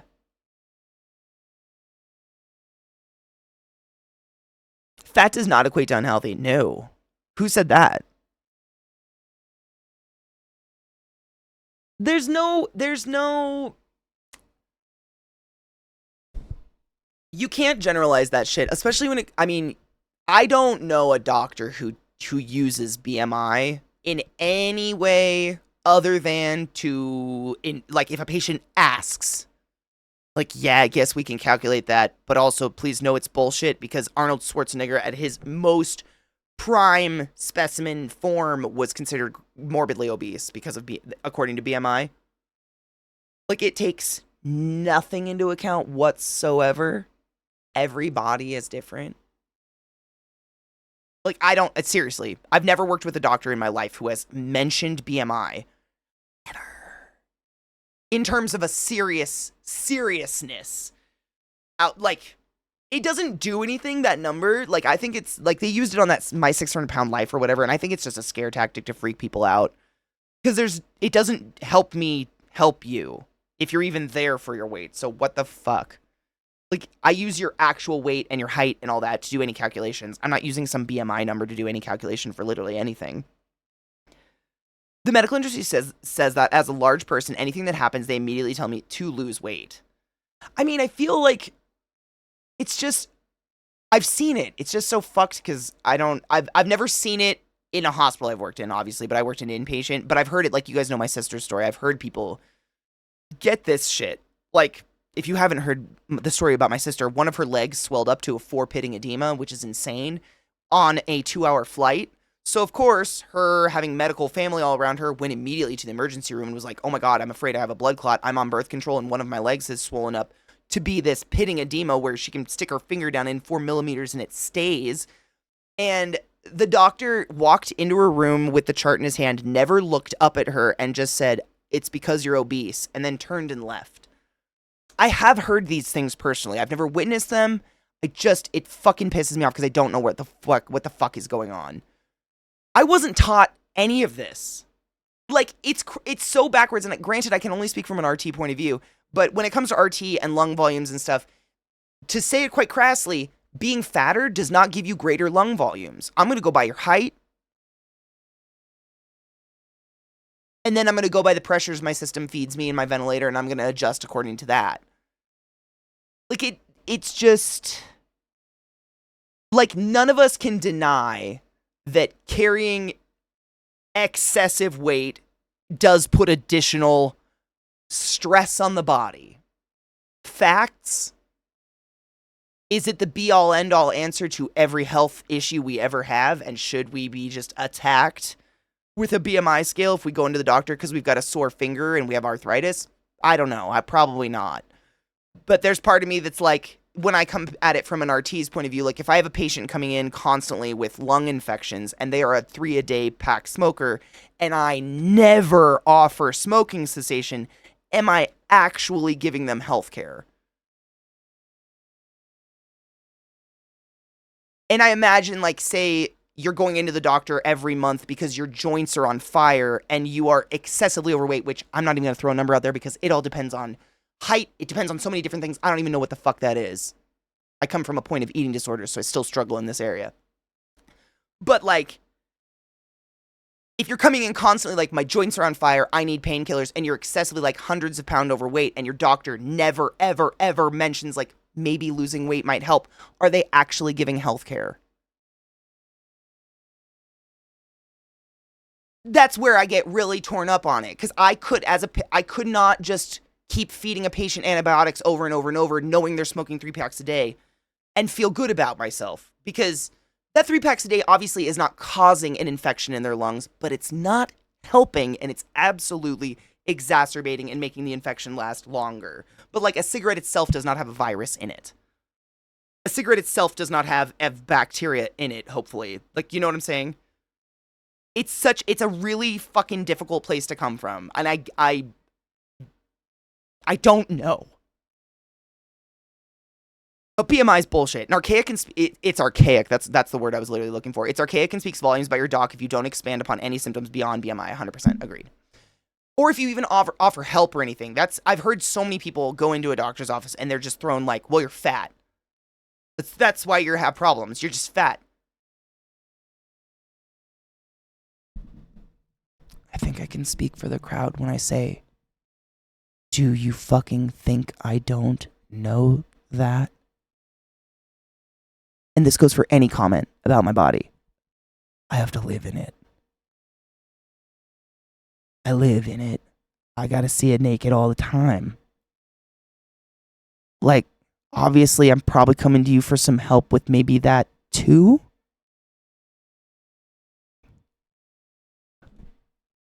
I don't know. But I've never worked with a doctor that acts like this. So it's so hard. I trust you guys. I know you don't lie to me. I know my sister's not lying. Like, my sister would not come to my mom and I and tell us this horrible story about this doctor who called her obese, never even looked at her, and let her leave the doctor's office with one leg 3 times bigger than the other one after a 2-hour plane flight on birth control and a history of blood clots. I don't know anyone who would do that. Because I'd turn their ass in. The fuck? I don't know. There are no answers for that one.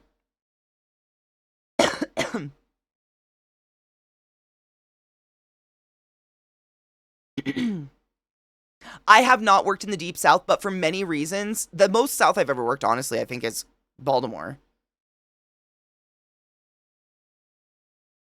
I'm just thinking of the Gloob. Yeah, I think that's the most South I've ever worked is Baltimore.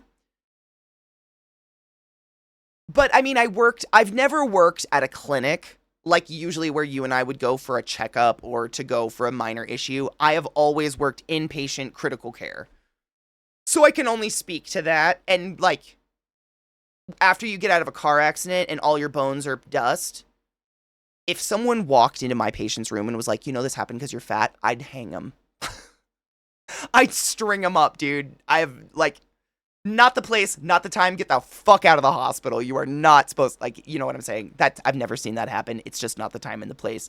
Now, I've had patients in recovery where once they're starting to get mobile and verbal and you're just chatting with them half the time, they might ask for, like, do you guys have any programs like physical therapy programs or something? Because I'm feeling really good. This is the most I've moved in years. Da da da da. I'm like, hell yeah.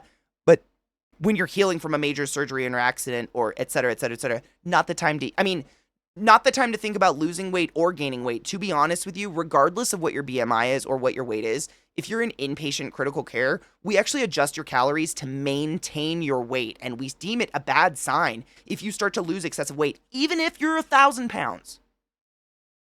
Like, even if that calorie bottle that's giving you your calories is adjusted to your weight, because losing weight is stressful on the body, and gaining weight, like, we don't want any change. We want the body to focus on healing what's going on right now. So we actually adjust that calorie. So if you've ever like been inpatient in a coma or something and you're like, why didn't I wake up skinny? Because we don't want you to. Losing weight is a bad sign. We don't want you to. We want your body to just keep its homeostasis where it is right now, heal what's going on, and then if you want to lose weight later, we can talk about that. But it's not the place or the time at all. So it's just, again, I apologize on behalf of the medical care community for the ill, nasty, dumb fucking doctors y'all have had to deal with. I say doctors as a general term. I should say just medical staff.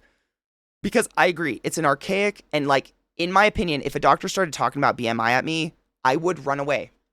I would leave, I would go to another doctor, because there are so many other ways to approach a conversation about your body and whether or not that is affecting your current health state. If that makes sense. Other than just throwing around some stupid math calculation that at a certain point actually means fuck all. I have cysts on my thighs and ass. Them what to do, lose weight. See, I don't, that just, did you go to a dermatologist? I would go to, I mean, it just, you have actual cysts on your leg and your doctor's advice to get rid of cysts was lose weight?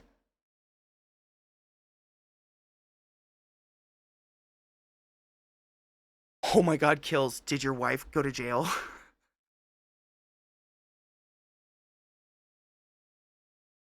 Kills' wife is a nurse and knows better. Did you guys end up in a crime? No shit, Kills said, we had a pediatrician. This makes me really viscerally angry. Give me one moment.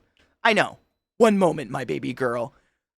We had a pediatrician bring up my 7-year-old's BMI.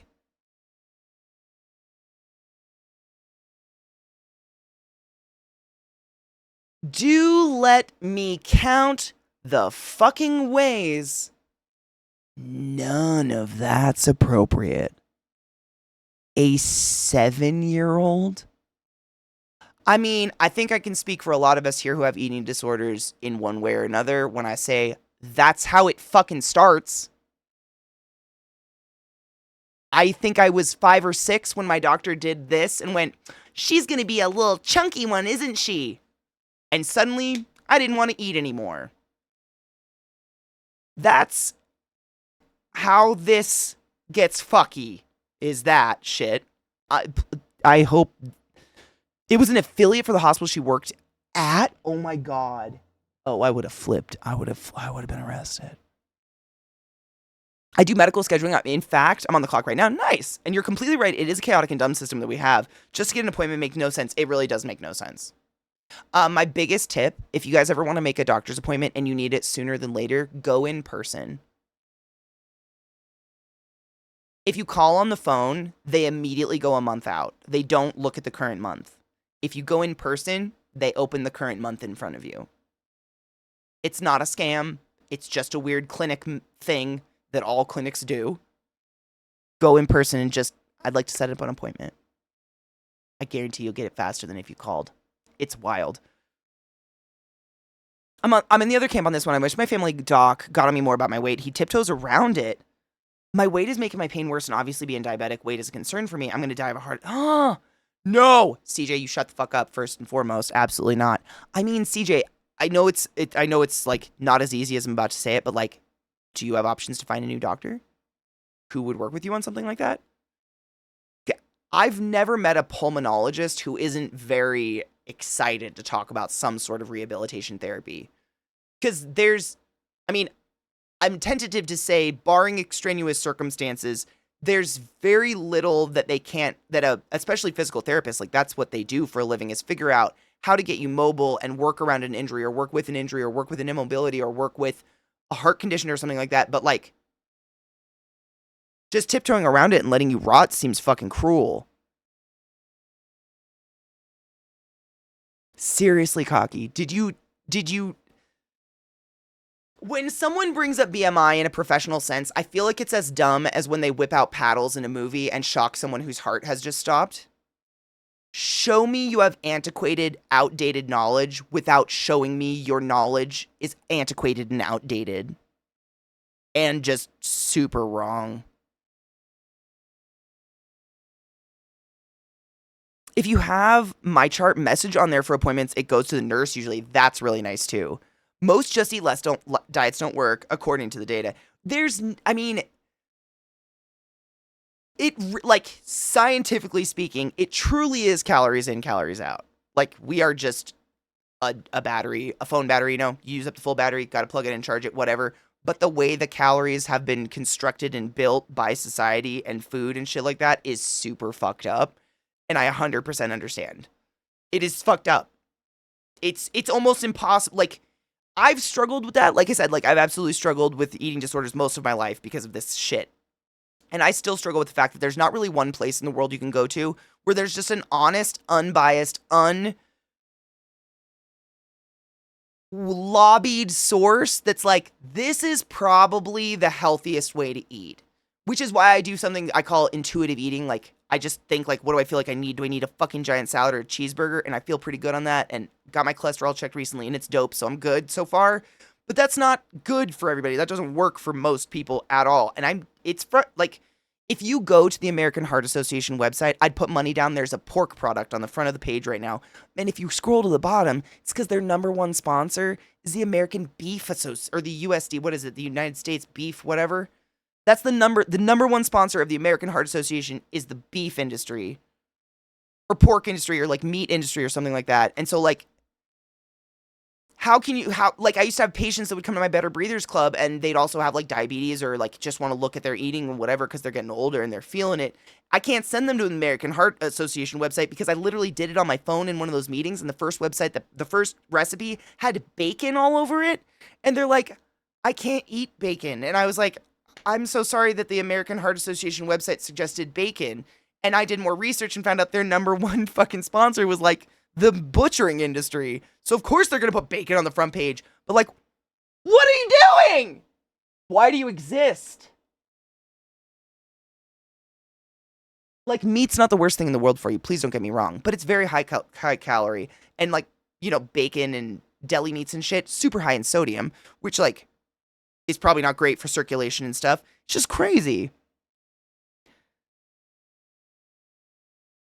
100% glut. Well, remember, I don't know, I mean, probably, how I talk about, like, you have a home, like, if this was a box, and you have a homeostasis. Where's my homeostasis button? So if this is the homeostasis button, say, like, from here to here is 15 pounds, or whatever, you can lose and gain 15 pounds and your body won't freak out and try to bounce back into homeostasis. But once you gain or lose 20 pounds, your body starts to get really fucking hungry for some reason because you've gone out of homeostasis. And no matter what your homeostasis is, it could literally be being addicted to heroin. Your body will fight real hard to go back there because it's the laziest state of being. It's like the most fuel efficient way to exist is to stay in our set homeostasis area, which is so fucked up, which is why when you lose weight, you feel starving. It's very fucked up. I hate it. Money and lobbying, 100%. You know what's, McTaggart, you want to know one of the biggest insults I ever got in my life? It wasn't not a direct insult, whatever, but I took one of those, happy 420 and cheers. I took one of those, it was one of those tests they fed us when we were seniors in high school that was like, here's your personality traits and maybe some jobs you might be really good at. Number one job suggested for me to do, lobbying. And I didn't know what it was. I remember seeing it and being like, what the fuck is lobbying? Because I was like 17 or something and went to a teacher and they're like, maybe you don't want to do that. And I'm like, but it says I'll be really good at it. I'm the devil. I know. Well, I mean, I think it just comes with being a people pleaser, like a people person personality, because I found later in life I'm really good at sales, and I think that's all it is. It's just a sales of ideas instead. And I hated that. That's why the fuck I got out of sales. I was like, this feels dirty. Like, I remember when I was in college, I only worked weekends, and I outsold our professional salesperson, and she got so pissed, she started leaving rotten food in my locker.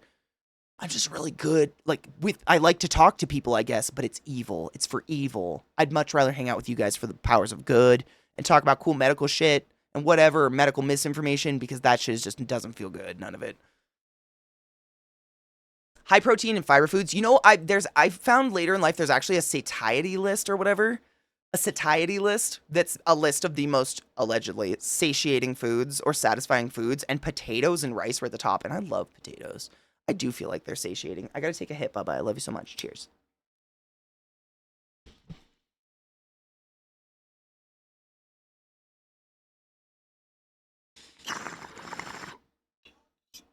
Good, Spurp. I mean, this was years ago. Seriously, this was when I lived in Seattle. The last time I went there. And I'm glad. I mean, like I said, I'm not anti-meat. And I don't think meat is the end-all be-all of being healthy or unhealthy. I think everything in moderation. 100%. But usually people who are like in the midst of like really bad, they have diabetes and they have all these issues. Bacon isn't like eating a lot of bacon on a regular basis isn't the best choice because there's so many things in it, like salts and stuff like that are just going to complicate the rest of their day. Whereas, you know, if you don't have bacon for breakfast, you can put salt on a shit ton of other things in your day that'll make them taste a lot better. Things like that. It's just,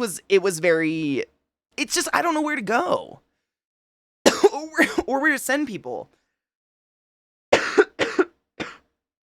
So did we, Kona. I got what is it? I actually got it a while ago now, but I use it all the time. It's like a pressure cooker, rice cooker, whatever, but it's literally just my rice cooker, and I use it all the time. I love rice and potatoes, and I make them all the time in there. The best jobs things are created by the government based on the need for people to fill jobs in the future. Oh my God, they needed lobbyists? Actually, you know what? That checks out. Like, we're going to have a shortage of ditch diggers, so we need to tell students their ideal job is ditch digging. Does anyone want more lobbyists? Because yuck. I know. He just wants to hang out. Do you need to go potty? It's probably time for a break. I've been talking too much. Or do you just want to snuggle? We can have both. It's okay. No one's mad about you coming and saying hi. And if they are, I don't want to hear it. No one's mad. Yes. Please, mother. You know what's crazy? You know how when he gets his tummy issues, because he's a little sensitive BB, as most poodles are, I've learned, he, like, knows to come to me and roll over, and I'll rub his belly. And I hear it. I can hear, like, so maybe my cuddles help him poop. Maybe I've just adjusted him. Is that what's up, Bubba? I don't know. You're just the chillest. You have no questions, no answers. You just want to hang out. That's okay. You're a pretty good hangout dog. You know what, Rage? I wouldn't be shocked at all. Because he does that. And he, like, on Monday, I woke up at, God, it was like 5:45 in the morning. And Trick was standing over me, face right there, just, and he had the shits all day. And I was like, it sucks, because I'd love to sleep past 6 one day, but also, I'm really glad you just don't shit in the house, and you let me know when you have the potties. I'm glad you feel safe to let me know that you just got the Hershey squirts and it's time to go. No shit. First time I babysat them, he did that and it freaked me the fuck out. Okay, no shit. If he ever stands over you and breathes heavy, it's time to shit. If he stands by a door and shakes his collar maniacally, it's time to piss. They trained me. I did not train them. I forgot to get a bell for the door. He made his own bell. Shake, shake, shake means I have to piss. Means I have to poop. I don't know. They trained me. They're too smart for words. It's crazy. Just needs a little squeeze to get the poo out. I've thought about that, but I don't want to hurt him. The lobbyists lobby the government to say they need more lobbyists, like a parasite that uses a host to reproduce. Oh my God. Were they saying I'd be a good parasite? I'm really glad I didn't do that. I'm glad someone explained to me what those really are, and I just didn't do that. Dude, poodles, they're so elegant and beautiful, and they're poodly, but also just like gassy, weird, clowny creatures that talk like huskies. Like they do that to themselves all the time. Thank you for the lick. There it goes. All the lotion. You know, I did, of course I did. I did the terrible Google foo, and when his tummy was bugging him on Monday, and I was like, maybe there's something else I'm not doing. Everything was pumpkin rice, so I did pumpkin rice, and now he's fine. But, I learned that poodles get bloat really badly. Yeah! Rage, I just learned that. Wait, the chat just said I was banned on mobile in this channel. Wait, what? And are you now chatting with your mobile in the chat? Because that's funny. Yeah, I read about the bloat and stuff, so at least we're aware of it. But, like, you get good food and everything. You've never been actually constipated. You just get bubbles. But we gotta watch your bloat, bud. Okay? Are you...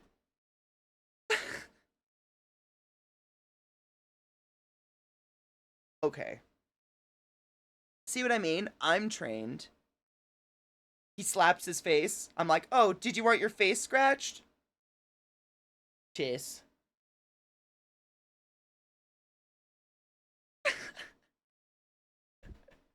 Does your eye itch, bub? Is it your ear or your eye? What itches? I'll get it. We're gonna get it. Oh, is it the ear? Oh, did we get it, bud? Was it the ear? I don't know. Did we get it? Did we get it?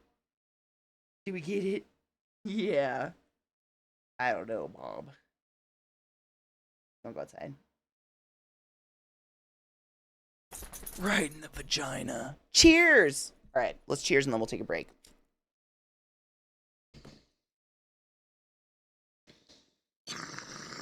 Dude, Rage, I actually have to fight to get them into a tissue before they eat them, because they just eat them out of my hands. Same. Like, no shit, I always get their little eye boogies, but if I, like, look for a tissue, they honk. I'm like, I guess, I mean... It's not the worst. It's just, like, theoretically gross. Like, in my brain, it's kind of gross, but it's not, like, actually. I mean, it's just an eye booger, I guess. Yeah, right. That's what I'm saying. Like, they lick their own ass, they suck their own dicks. Like, it's just an eye booger they can't reach. And part of me thinks, like, are they diagnosing their own health? Because you know how dogs, they lick each other's mouths and stuff and sniff each other's butts. And it's not just saying hello. A lot of it's like, they can tell your health status by these things. Sometimes I wonder, like, can they tell if their eyes are good with these boogers? I don't know. I don't think I'll ever get to the point where I'm just like, here you go. Here's thine eye booger. But I'm not going to, like, freak out if he gets it before I get a tissue or something. I don't know. But it's just an eye booger. What the fuck are you going to do? Ooh, an ice cream maker? Oh my god, what flavor are you going to make first, though? I love pistachio ice cream. They don't care about me taking them either, but Zelda doesn't try to eat them? Interesting, because both of these guys, they borderline fight me to eat them. Interesting. What is tea berry? Is it like for their eyes?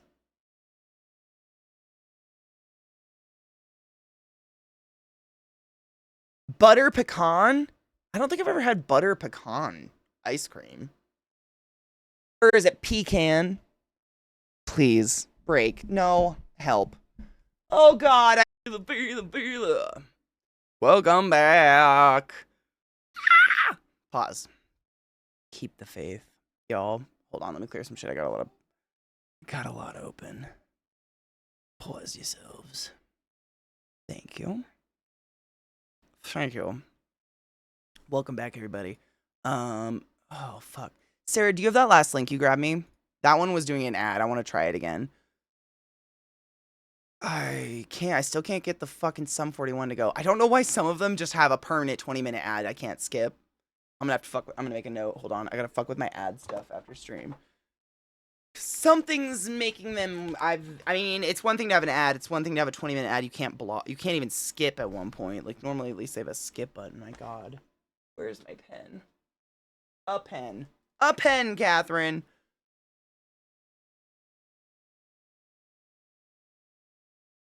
Dude, rage, fuck yeah. I mean, I wish my hand was better, but it's Now, always a fucking blast. I'm going to fuck you with Satan's cock. Holy shit balls.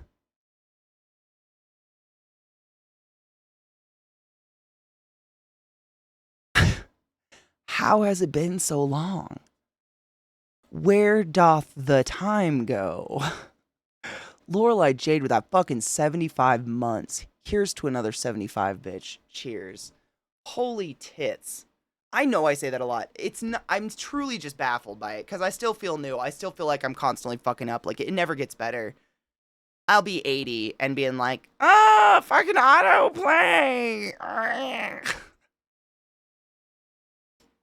It's gonna be forever. We're gonna be the coolest old people, though, in my opinion. Like, us in the nursing home, like, you know, like, if one of us gets dementia and all they can sing is, like, to the windows, to the walls, until the sweat drips down my balls, until all them bitches crawl. And they're just, like, knitting in a corner, psychotically singing that over and over. It's going to be the best. I mean, God, I'm here for it. I've got nowhere else to be, so. Fucking vlog. Dude, no shit. It's been 84 years since a solid poop has dropped. Oh, wait. No. I'll check in tomorrow. Maybe. I'd watch those vines, or whatever we're gonna call them at that point. Cheers.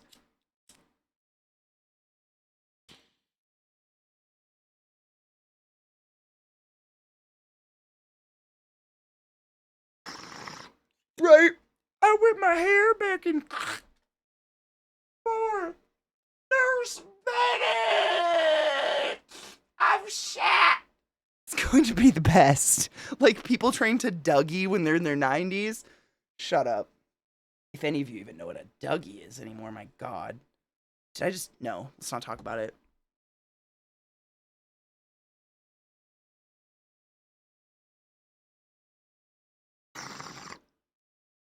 It's gonna be incredible.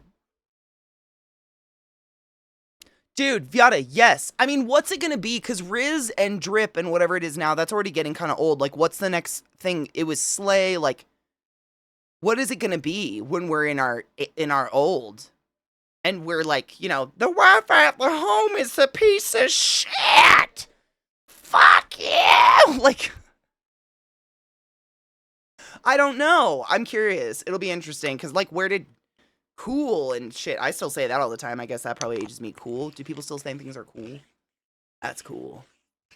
A Skibbity Riz or something, right? It's gonna be Skibbity Toilet, but like a plane with legs. I don't know. I really don't know where it's gonna go. I mean, honestly, most of you have kids, so like you're gonna be my source. I'm gonna need you to update me on what the hip kids are dripping. Listen, I wasn't cool when I was supposed to be. I'm not gonna be cool ever. Probably. My weed is sticky. One moment, I'm loading a bowl. Oh, gee willikers.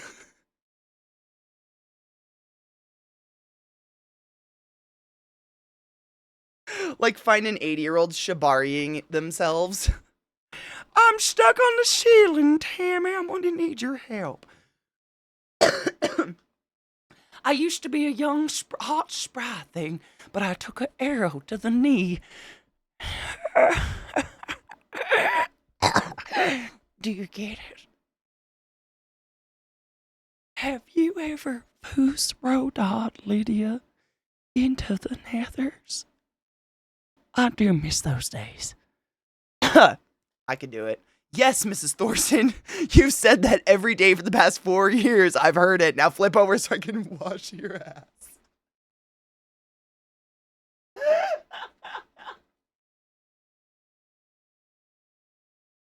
Yes, we can construct more pylons. Just let me change your bedpan, please.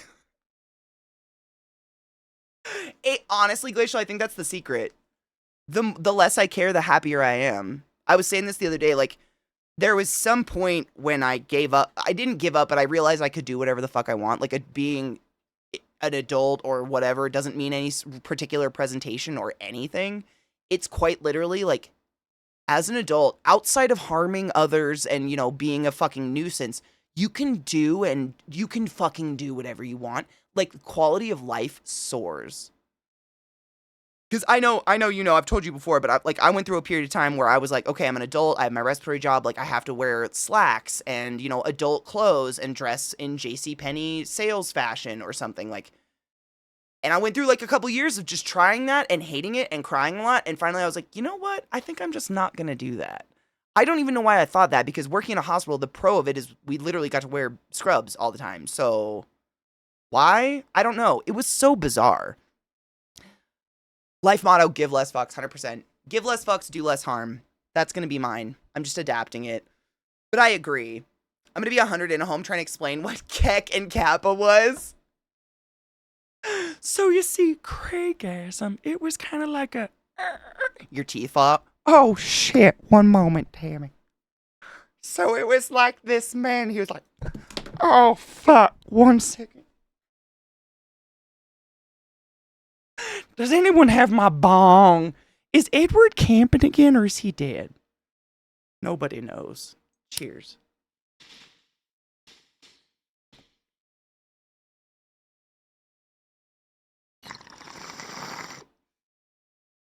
Yes, Miss V, you've cheersed every 10 seconds for the past hour. We don't understand what's happening.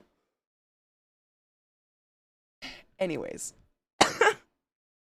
I don't know what's happening here. We have a couple other videos. Any semblance. I'll tell you my mom's story with breast cancer because it was almost the exact same situation. She had lumps in her breasts for years, and she would get them biopsied periodically just to make sure nothing was going on, and finally they biopsied one and they're like, okay, something's going on, but it's precancerous, meaning like stage 0, essentially. Meaning it's, the cells are starting to do funny things, and we're going to remove this shit just in case. And that's what they did. And because my mom has tiny little boobies, unfortunately, they had to do a mastectomy, and she has a big old fake boobie now. But it is, I went to all of her appointments with her and talked to all of the oncologists with her, and from what I understand, it's literally best case scenario. Like, it's the scenario that doesn't lead to doing radiology or any of that. It's almost basically preventative. It's like seeing a mole start to change and being like, you know what? We're just going to core that fucker out because who needs a mole? No one needs a mole, as well as no one needs cancer. Like, fuck that, wear sunscreen.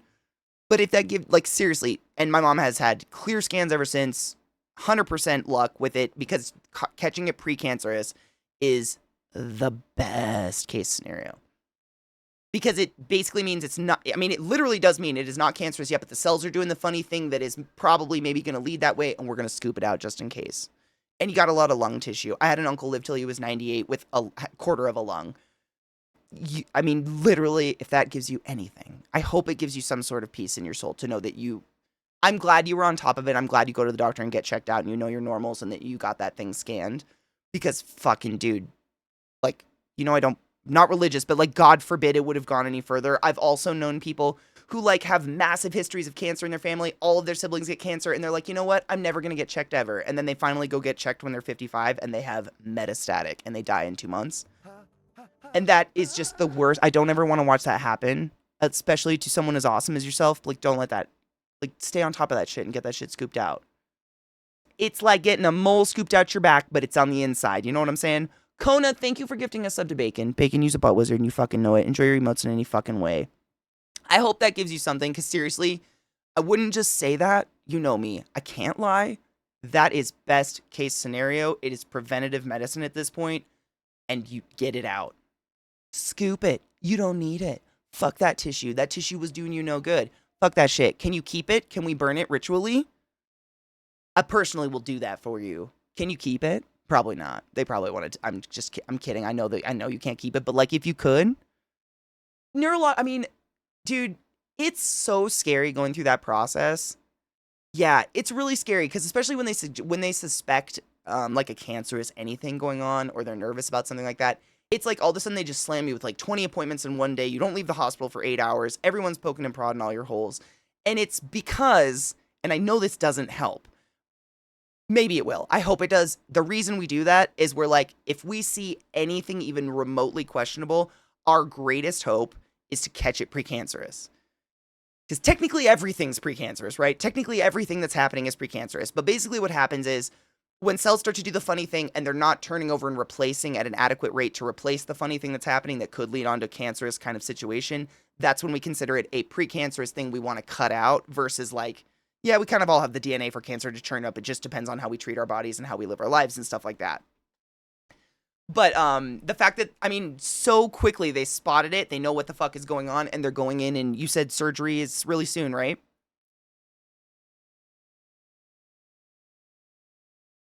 Yeah, exactly what Germanic. Just get it cut. You don't need it. 2 weeks. Excellent. Seriously. Best case scenario, I'm going to light candles for you and do witchcraft. I hope your soul finds peace. I don't know, like, depending on where you live and the situation and stuff like that, but when I was having massive anxiety, CBD gummies really did help calm me down. There is no psychoactive effect whatsoever, and Emma, please talk to your doctor, obviously. And, like, seriously, if this is going on, like, your doctor should be able to give you some sort of prescription for anxiety and mental state to help you calm down for the next 2 weeks, because you shouldn't have to sit in a constant heightened state of anxiety and just sweating and feeling like shit for 2 weeks. Like, no one deserves that. But I mean, be like, you know what? I know, like, oh no shit, can't do anxiety meds because on Adderall XR30. Maybe you could, I don't know if you could take down, I mean, maybe talk to your psych doctor. There might be something.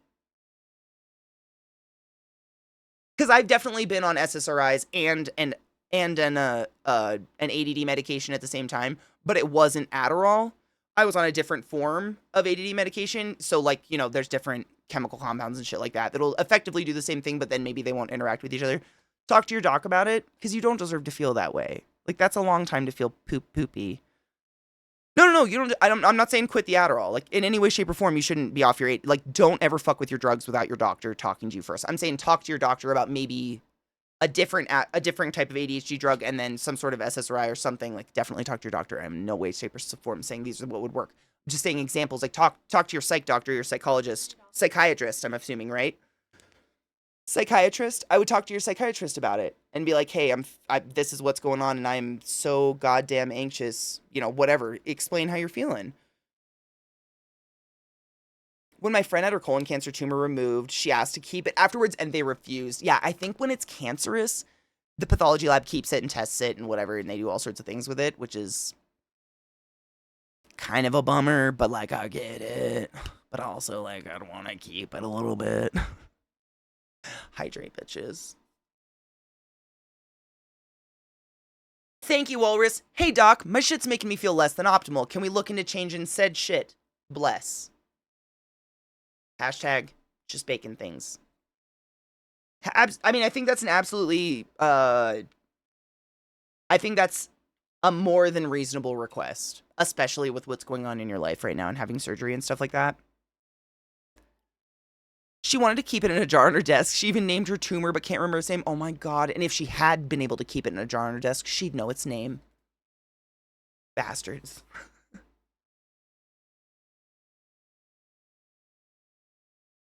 Really? They won't let you keep much of anything anymore. I wanted at least part of my foot and I was told no.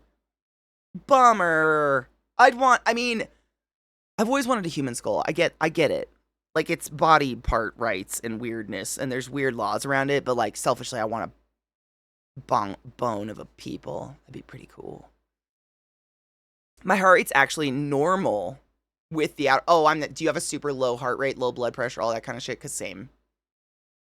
When I'm not on ADD meds, like, my whole life, basically, before ADD meds, my blood pressure and shit is so low. Like, corpse-like, almost. Like, alarms go off when I'm resting. It's really bad. What kind of skull are you? Well, you're probably looking for an anatomically correct one, right?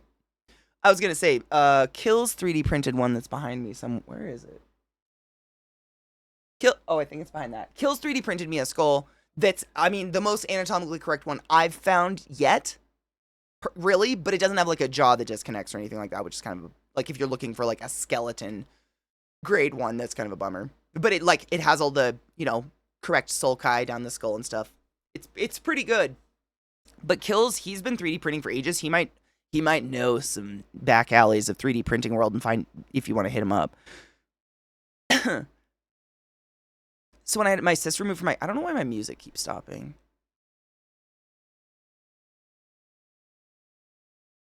Hold on. I just noticed. It just decides. I wonder if it's. I almost am scared it's like playing through another speaker somewhere in my house. There's no way though I would hear it. It's so loud.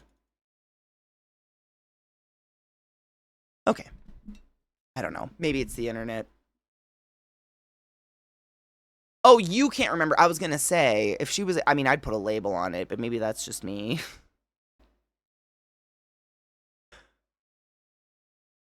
So when I had my cyst removed from my scalp, I had to fill out a fuck ton of paperwork, but did you get to keep it?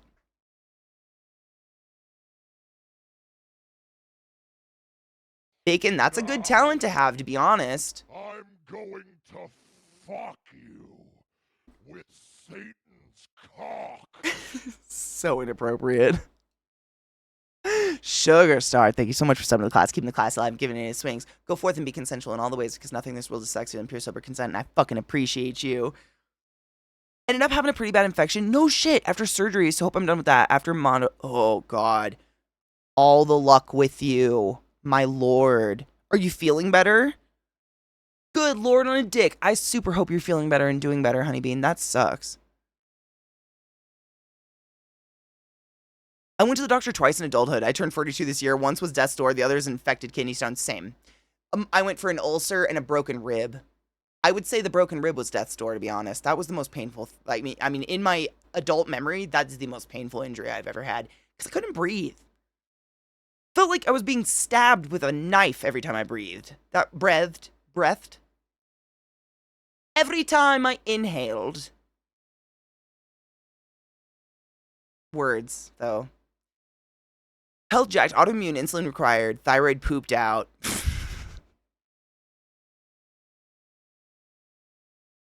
Bacon, I'm not laughing. I know what you meant, but the millisecond I read that, my brain really did try to logically figure out how you shit out your thyroid for a whole millisecond. That's how active my brain was like just the weirdest wet little toot. I don't know. I'm so tired. Allie, what's up?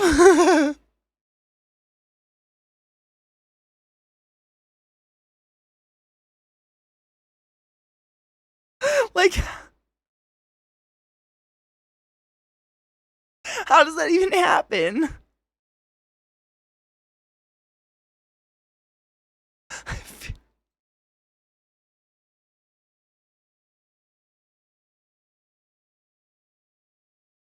Like, how would that even happen?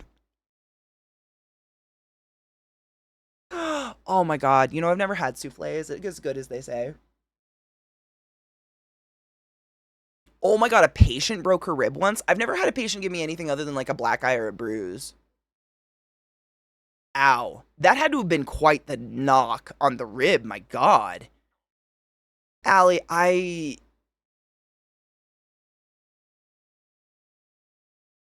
my hand still dude, it's okay.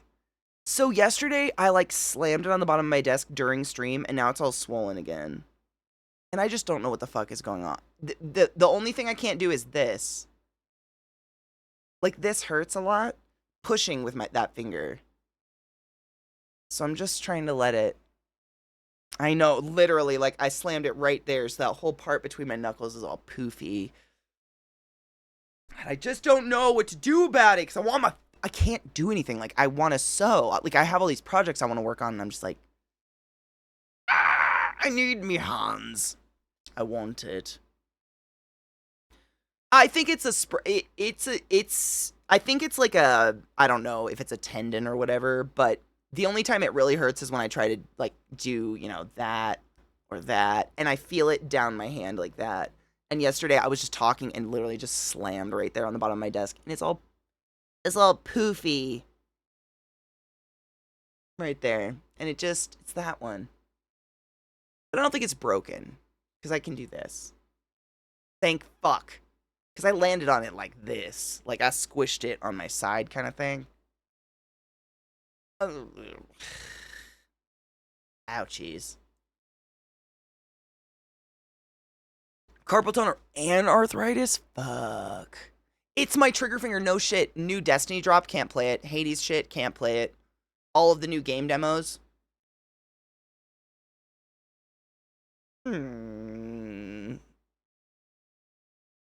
It's quite literally my trigger finger is busted. I hate it. But I hear all those games are great.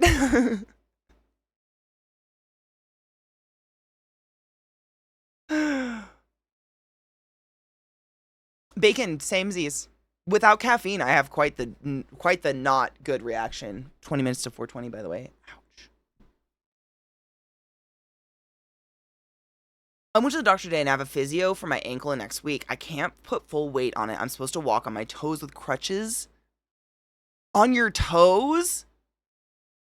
I'm so sorry. Ow. No shit, Walrus. We were talking about this recently because I had very, like, I say redneck parents. I don't know, just parents of the age, I guess. I just never told them I was injured because my dad would be like, show me where it hurts. So you were just like, it's not broken. That's not blood. Shh, that's not bone. It's not bone. Don't look at my arm. And then you'd run. Which, I don't know what's worse. Like being overly dramatic and aware of pain, or just like hiding it for fear of worse. I don't know.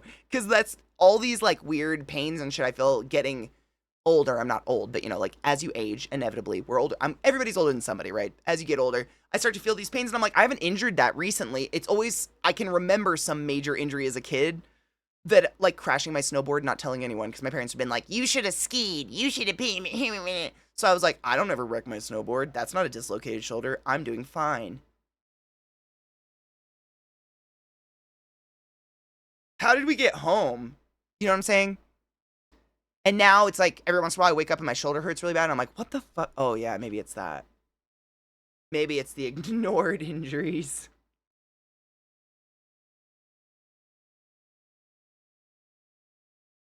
Yeah, I broke my arm. I'm gonna be killed. No shit. That's literally like, oh my god, you cannot tell my mom my leg is broke. She will fucking kill me. I'm sorry, what? Your mother will. I mean, not literally, but like figuratively. Are you kidding me? Oh, fuck. I can't walk to the bus stop alone anymore. What's she gonna. You can't tell. It's fine. I'm just gonna walk home. Oh my god. That's not blood. I'm fine. Does anyone have a wheel? You know what I'm saying? No one else did this. I know you did. Don't pretend. 100 stitches at one time? I mean, no shit. For anyone that doesn't know, anyone want to guess how you get 1,000 stitches at one time? I'll let McTaggart finish that dad joke.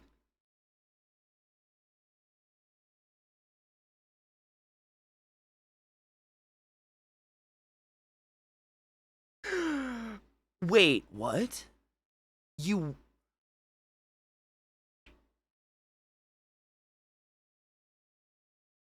walked it off? Oh, that's insane. I was a tough kid. Only thing I ever broke was my hand from punching a steel door and my collarbone from a... Wait, Walrus. No. What? Wait. My collarbone from a band... Wait.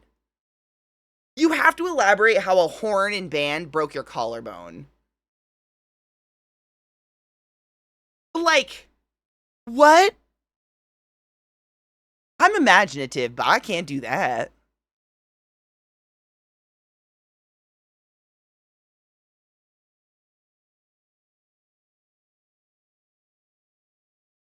Take a chainsaw to the upper body? I mean, close. It's so sad to hear that's the view of kids in Norway. You'd never get a kid with that withheld damage from their parents, unless, of course, it was done during something they can't tell about, but not for cause or reason, at least. Yeah, and it was usually exactly that. It's so funny that I didn't even say that, Lena, and you knew exactly why. because suddenly your parents had to take you to the doctor. And even if you have, like, I grew up with medical parents, like my mom was medical, so we had medical insurance, and it would still be a $500 bill out the door if I broke a bone. Because the deductible, that was the deductible, which that doesn't make any sense to anyone outside the US, and I completely understand that. But like getting seriously injured to the point of having going to the ER, at least we did, it was like, this is gonna fucking cost. And you just got the rain of hell down on you. So it was like, I don't want to cost anything for this injury. I'll just pretend it didn't happen. Because I don't want to be that burden on mom and dad, not me. And you wait till one of your other siblings crashes a dirt bike and hits their head, and then you're like, all right, the deductible's done. Mom, I broke my bone 7 months ago, help. And she's like, what do you mean? And you're like, help! Because now you're not the one. The band director says, band, horns up. Oh my God. I flung that motherfucker up on my shoulder. You did it to yourself. I quite genuinely was assuming it was like this all-out like band geek fight. I was also a band geek. No shade. I had a clarinet. Shit would fucking murder if you hit someone with that shit. Are you kidding me? I thought someone was like, you fuck Tina! Whong! Like,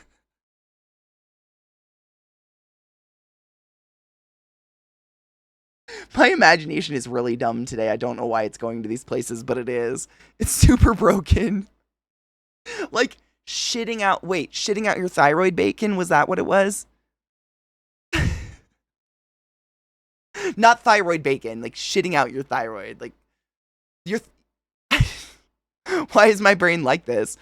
When I came home, I just tell my mom, don't freak out. Oh, yeah. Yeah, that was always, you'd walk, okay, don't freak out. Do you still have the finger? Yeah, I still have the finger. What? Yeah, that brings back some visceral memories. Oh my God. My patella went to the back of my knee.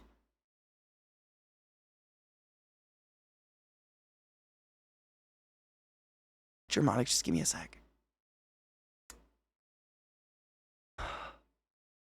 I had my patella shattered by a bitch who refused to not recline her seat on a flight from Thailand to Singapore, so this is very visceral for me. Please give me a moment. I'm holding my leg.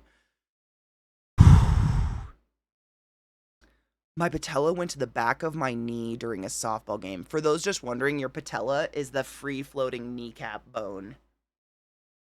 It's very odd. It's the only, like, free-floating bone in your body. It's just connected by a couple tendons. It's very weird. My dad was there, and oh my God. I didn't think it was emergency room worthy. So I grabbed my patella and moved it back into place.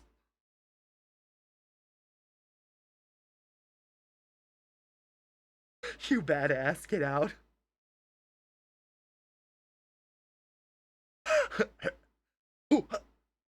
Wait, scapula's free floating? Fuck. I was wrong. Alright, there's two. Shit. Fuck balls. Your tongue is the only one-ended muscle. Still, right?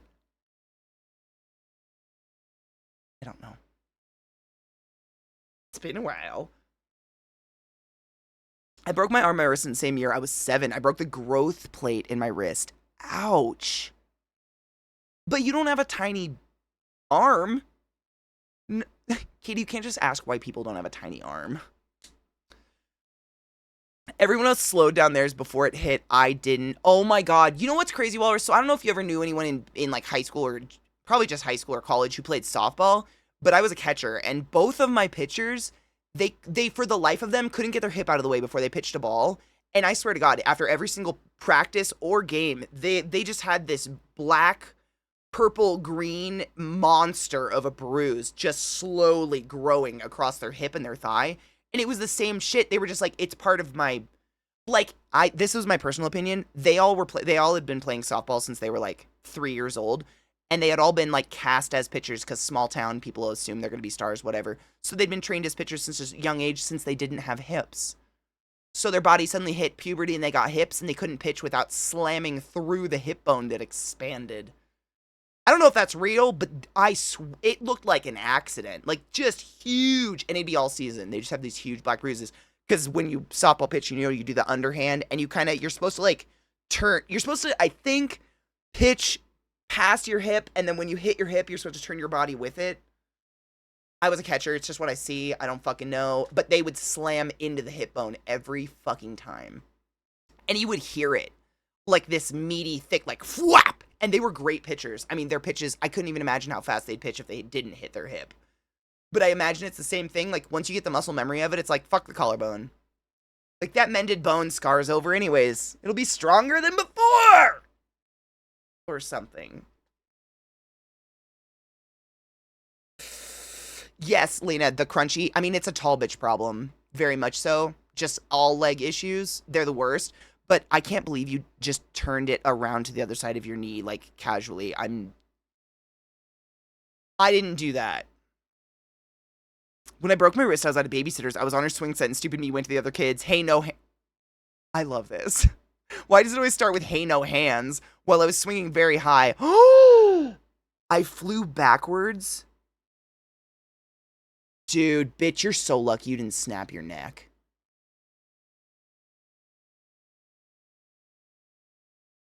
Lick wood or whatever. Holy. My neck hurts thinking about that. I fell off a few swings as a child and did that backwards, like, crunch on your neck spine that, you know, looks crazy. Oh, glacial. Probably not. We're just talking about horrific injuries we've all experienced and how we were treated and how we hid them, probably. I mean, glacial. I know we're same age, so, like, your parents, you know, you came home and you're like, I think I hurt something, and they'd be like, show me where it hurts. Or, I'll give you something to cry about. That's where this started. Feel free to interject. It sounds like a dark topic, but honestly, it's camaraderie. Because I remember as a kid thinking, like, is it just my parents? Like, why is this the way? Why do I get bullied by my parents? And it's so nice to know. It doesn't make it right, but it's nice to know I wasn't the only one just horrifically bullied by my parents. Is trauma bonding. Yeah, it is a comfort. Because, you know, you see other parents, like, I mean, still to this day, when I see a mom hug their daughter, like, I go, like, not real. Not real, not real, not real. Everything's okay. Not real, not real, not real. Moms don't hug. Moms don't hug. Moms don't hug. Ah! Still have to, like, coach myself through that kind of shit. It's good to know that there are other people out there that, like, it wasn't, I mean, subjective, I guess. But, like, there's a lot of families that didn't hug. You know? I'm making up for it, but you know what I'm saying.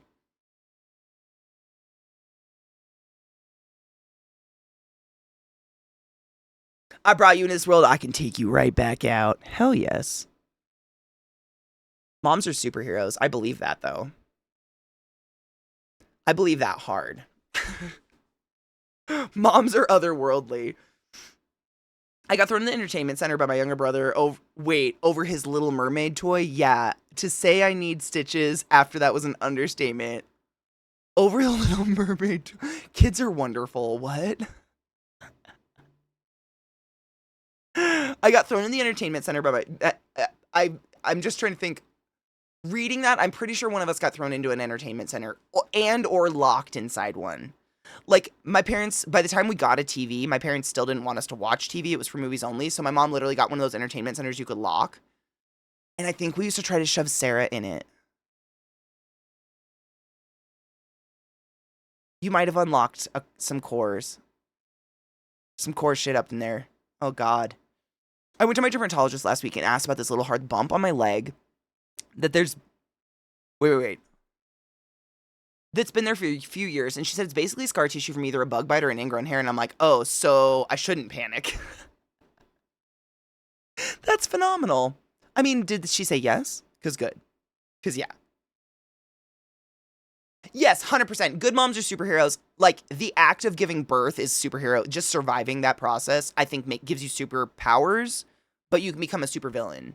We watched some clip recently, and it's haunted me ever since, and it's just this guy, and he says this one statement twice. You cannot be a good child to a bad parent. You cannot be a good child to a bad parent.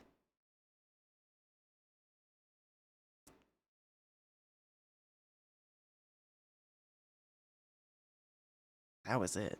That's it. I wish someone would have told me that when I was really little. Yeah, it's a lot. I stepped on a nail while playing in the swamp with my friends. Ooh. Did you have to go get a tetanus shot? Because definitely done that. It was, why, Seatown, get the fuck. Why is it always a nail on a board in the swamp? Because same, multiple times. Why is it always a rusty nail in a board in a swamp? Why? Because same. Like twice at least. I think one of them went through my hand and that was another I've had so many tetanus shots. Like we were forest kids. But my stepdad's house, he had a swamp with like skunk weed and shit. And we'd go out there to try to find salamanders. And it's making my toes curled thinking about it. You'd always end up stomping down on some rusty nail in a board in a swamp. What? Why is it always a swamp? It was a Little Mermaid's toy from McDonald's in the 90s. Oh my God. I took it from him and he grabbed me by the pants.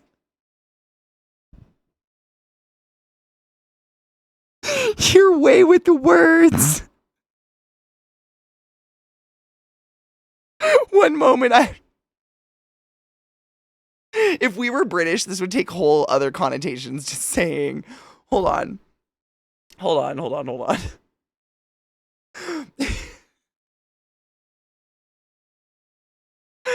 It was a Little Mermaid toy from McDonald's in the 90s. I took it from him. What?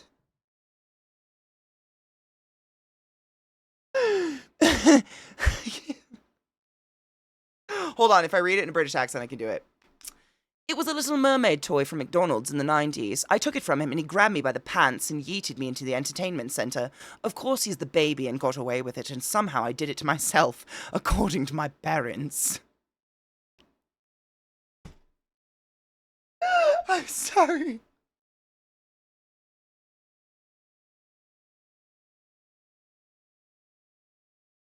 I'm sorry. Thine yeeted one's own self into the entertainment system.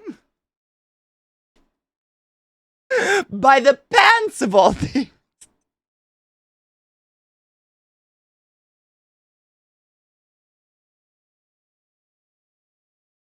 Sorry.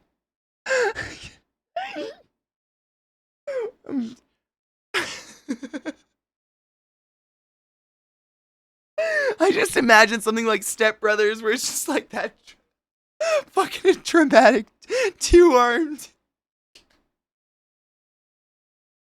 My stomach.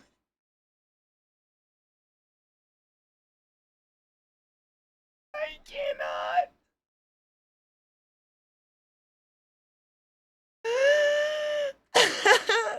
Okay, hold on. Although the only real horror story is when my finger was crushed. Visceral memories!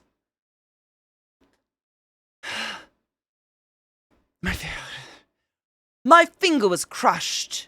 I was at the ER and some random doctor, I'm hoping it was a doctor, walked in, looked at my finger in basically two pieces, looked, took a second and said, "Oh yeah, it'll either heal or fall off," and walked the fuck away like nothing. I haven't wanted to crawl out of my skin in a while.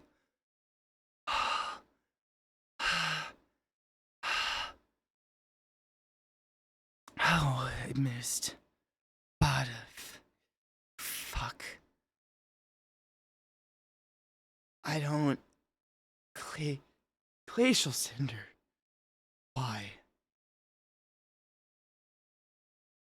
My butthole will never untighten. I had to get a tetanus shot because I drove a mini bike into a barbed wire fence and ripped open my flesh from the upper right. Wait.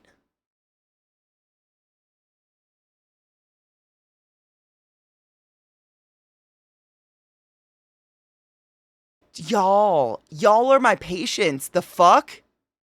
Stay inside. Wear sunscreen. Oh my God.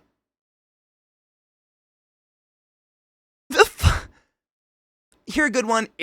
I love Allie. I love the way you preface your stories, Allie. Oh, want to hear a good one? It's bad. We were getting new windows. My mom was carrying the old ones. One dropped from her grasp. Oh. She sliced her ankle so deep, her lateral plantar nerve got sliced as well. It was horrific. This was 6 years ago now. She had surgery, was in a big cast on crutches for almost a year. I'm not fucking with you, Allie. My mom almost had a very, very similar experience, but with her wrist. If I could show you my mom's wrist, she has a white scar, a perfect circle scar that looks like Sally or something, like she got a new hand. She went through a window as a kid, and it literally just circle sliced her hand. And in my mother's my mom doesn't exaggerate. She tells stories the way they are. She self-describes she doesn't think she's funny. She is. She has no idea. She's hilarious, not on purpose. She describes it as hanging by a thread.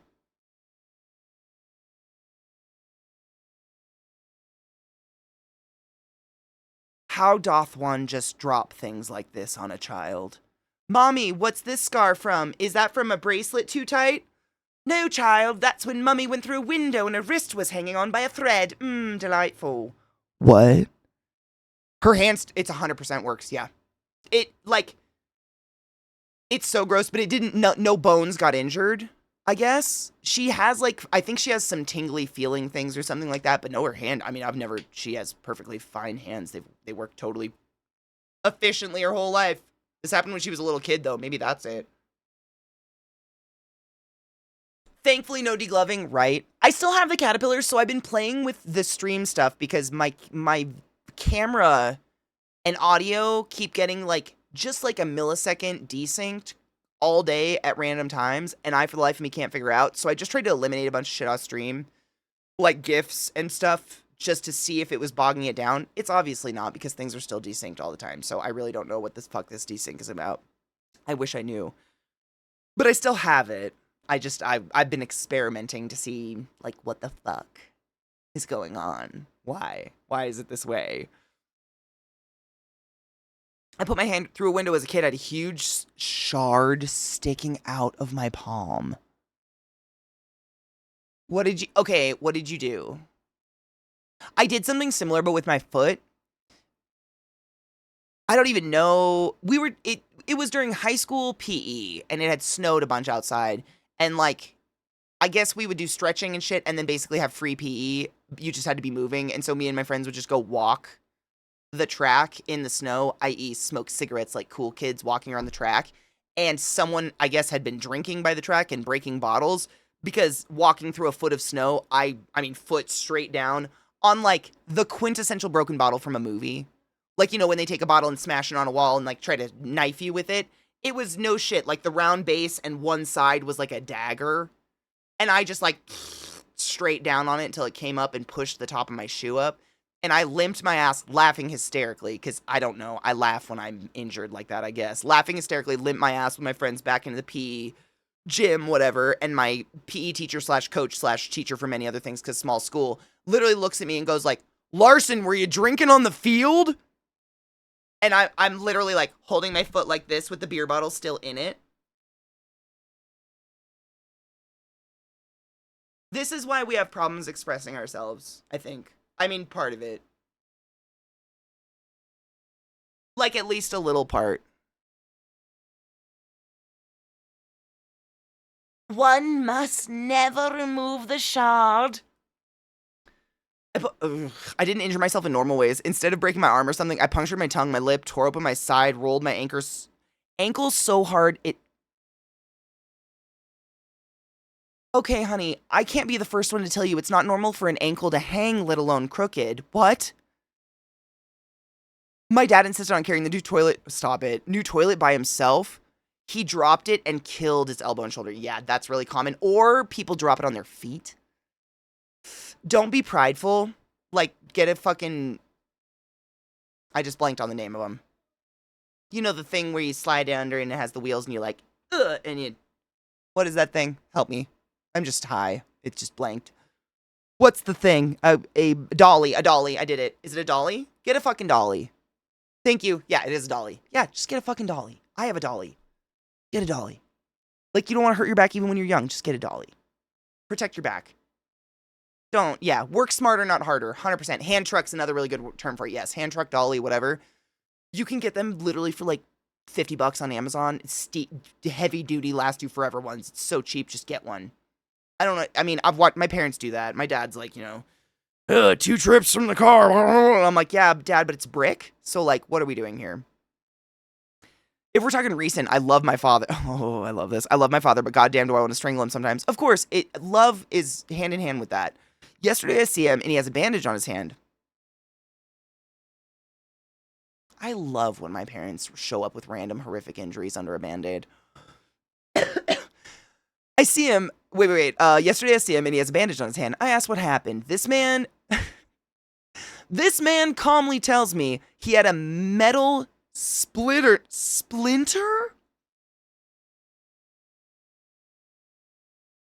No, one moment.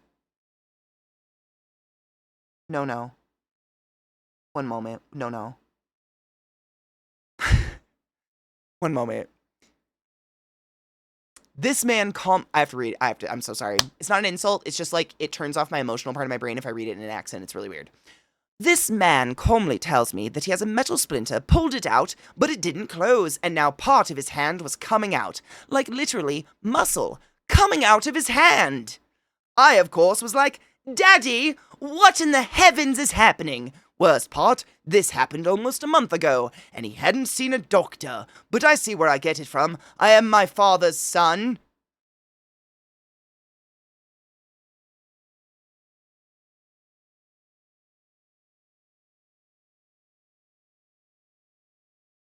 Help. Are you telling me his rather atrocious wound is prolapsing muscular tissue onto that, my good sir, sounds like cellulitis, which quickly leads to necrotizing fasciitis, which, for those not in the know, is gangrene, or just your flesh rotting and feeding on its own rotting self and rotting until you don't have an arm. Because you had a metal splinter! I'm not exaggerating, it's just how I removed the motion. What the fuck? Help. Bloody fuck. I don't. Help me.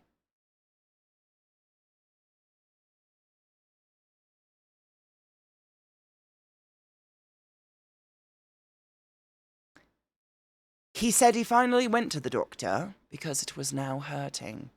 Was it also hot to the touch? Because that wouldn't shock me.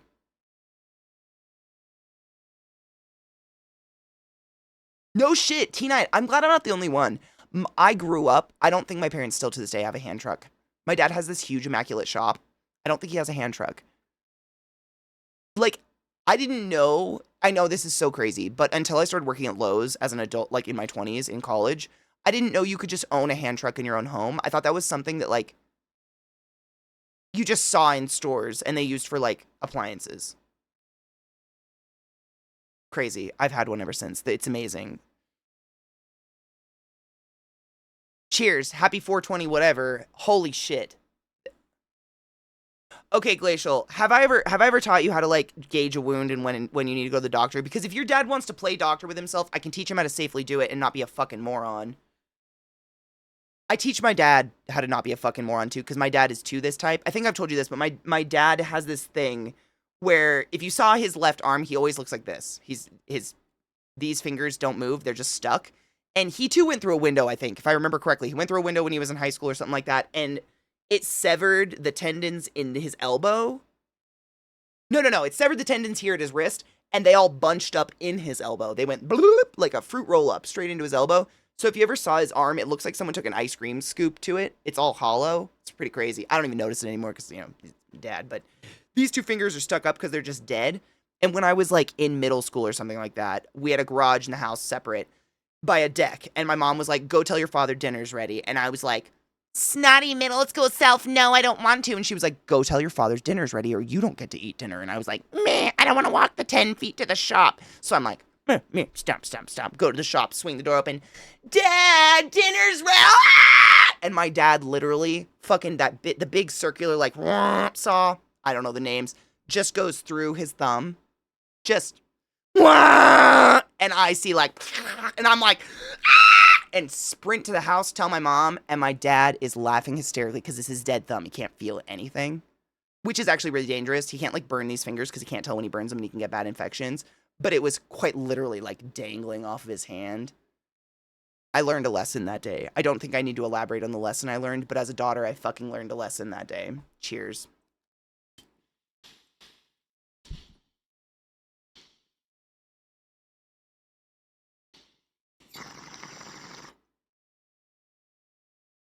You know, Knives, I'm really grateful for that. To be honest, I don't want to sound up here all the time. Oh, no shit. My dad did that with a big truck transmission, but oh, he crushed it. No shit, Mishy, thank you, because this is a safe place. Didn't know you could own one until I worked as an admin for a vending company and had to buy one for a new driver. It took me working at Lowe's and seeing them on the shelf to be like, wait, everyone can just have a hand truck? I want this. It's amazing. I couldn't watch TV when I was a kid. I'm very unfamiliar with Beavis and Butthead, but I'm going to go with yes. Did he pull a Beavis? A Beavis? Donna, you know what's... I just realized you and Vile have very similar, like, horrific first Stitches stories, because, I mean, not to, like... I won't get too graphic about it, but Donna, as a child, fell on a picket fence, and it split the bitch right in half. Holy fuck. Vile had a skateboard go up his nutsack and split that right in half. Crazy how some of us just... You know, it's like sink or swim situations.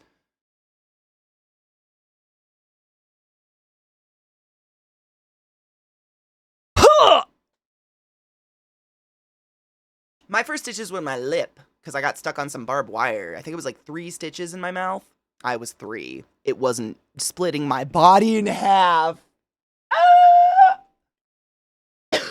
I can't ever forget these things. Vile makes sure to remind me every once in a while. He's like, oh, Katie, were you about to, because probably because I was bullied by my parents, I pick on my friends and I expect them to pick on me back. It's just like friendly banter or whatever. Try not to be, I never want to be cruel, but you know, when Vile's like, I have, like, the other day, what was it? He has a phobia of the innards of people. I was like, oh, I'm gonna show it. I'm gonna show it. And he's like, oh, really, Katie? Do I need to elaborate on my nutsack being torn in half by a skateboard when I was a wee child again? And I'm like, no! Psychological. You need that. Vile, look at it. See? You need the psychological ammo with your friends. It's how you keep each other in check. It's deserved. I get it. I mean, I truly wish these things didn't happen to my friends. Like, I wish none of you were split in half by literally anything, because holy crap. I hope none of you wish I was stepped on by a horse or whatever, but you know what?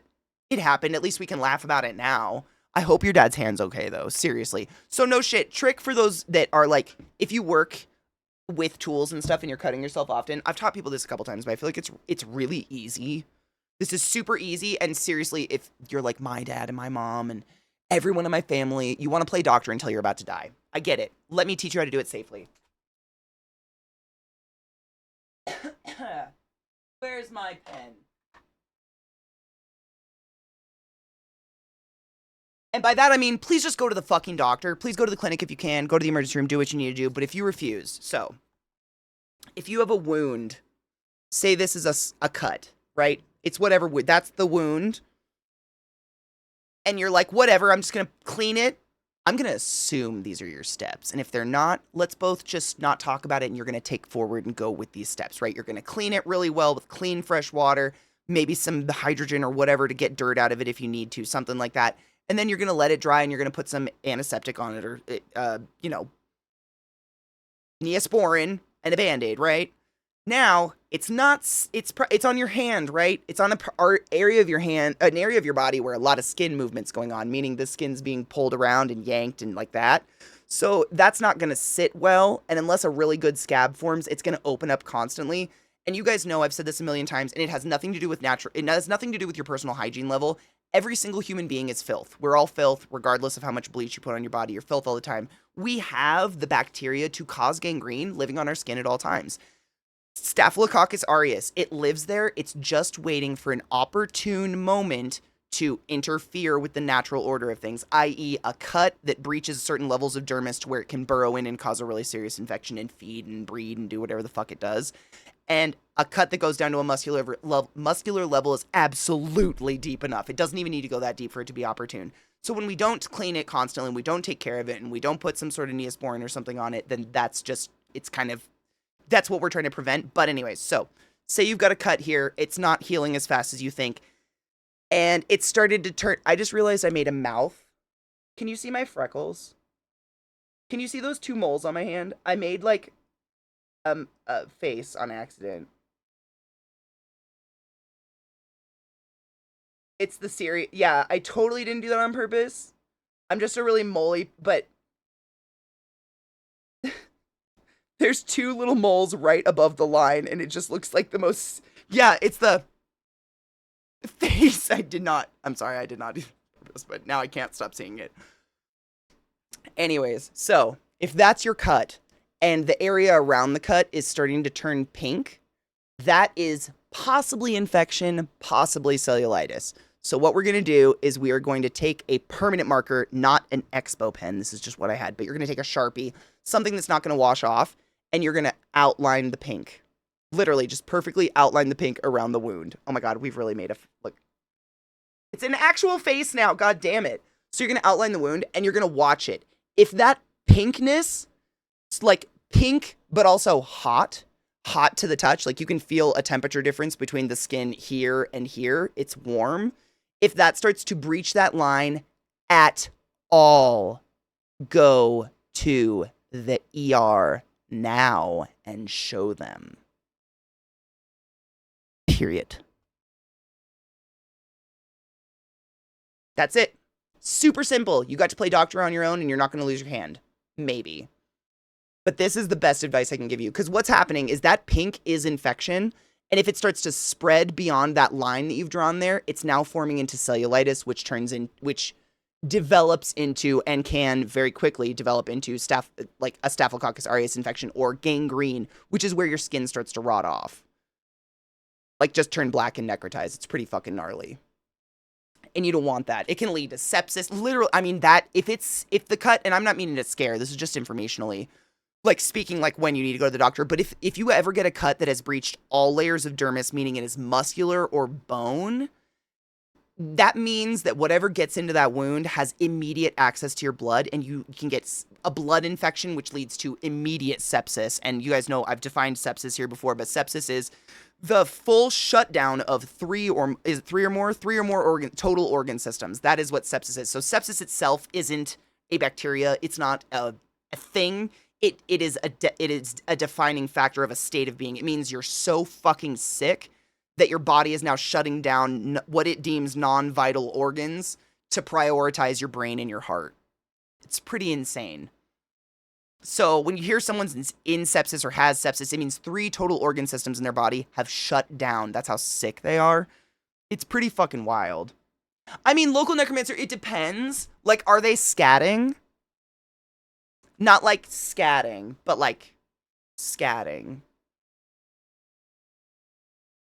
My first stitches happened a few days before my 8th grade graduation. I fainted from all the meds in me on my empty stomach after my teacher yelled at me for laying my head down while kneeling on the kneeler because it was, oh my God.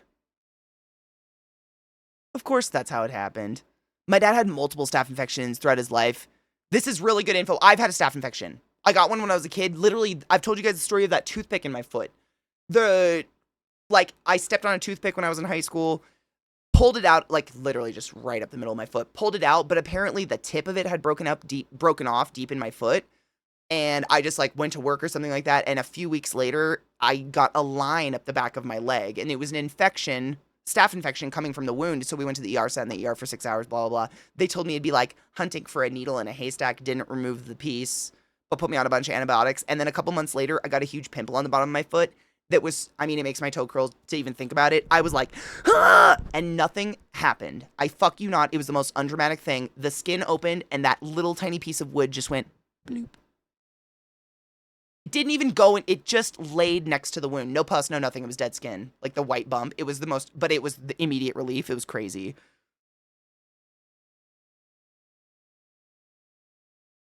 If you're really unlucky, it turns to staphylococcal scalded sin. Ooh, is that the scarring?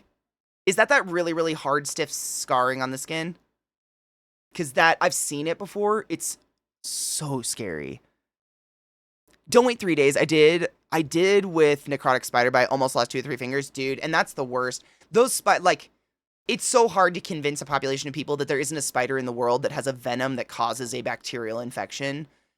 So I feel like I talk about it too often, but I can't, it's the brown recluse. Is that the one that people were like, it causes necrotizing fasciitis? Like, nah. That's caused by a bacteria, and no one has venom that is bacteria. What happens is even more disgusting. Essentially, that spider, like, lives in such a dank, dark, disgusting environment and eats such filth on a natural basis that it has this fucking disgusting bacterial biome of its own on its face. And the only reason it would bite you is if you, like, rolled on it or accidentally squished it or something, because it knows you're not food. They're not aggressive.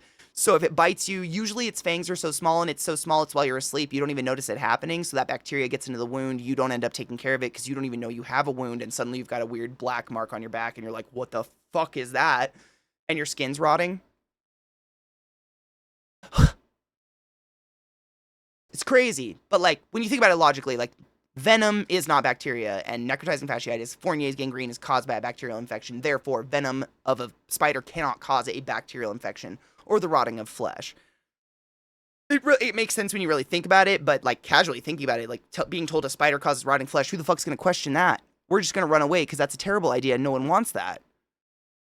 Fun fact about me, my right shoulder is so tight from the multiple surgeries and dislocations that I cannot hold my right hand up straight. No, are you like this?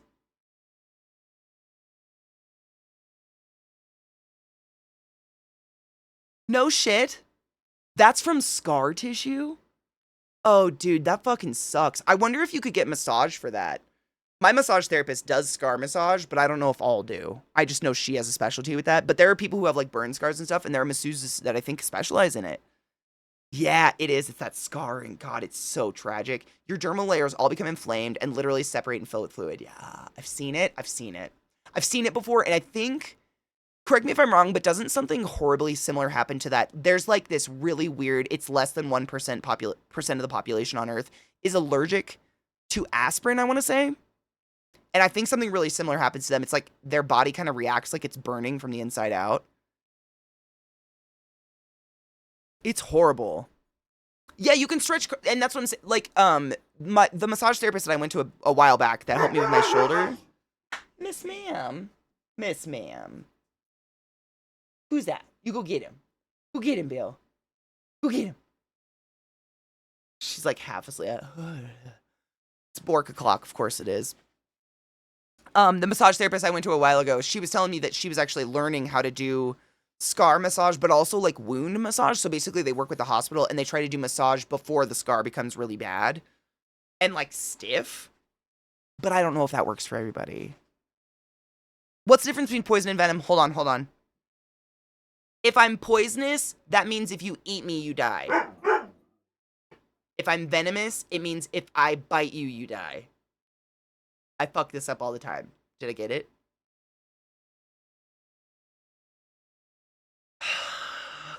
I fucked those two up. We used to have an alert about it because it's the worst. I literally have to pause and think, like, venomous, not poisonous.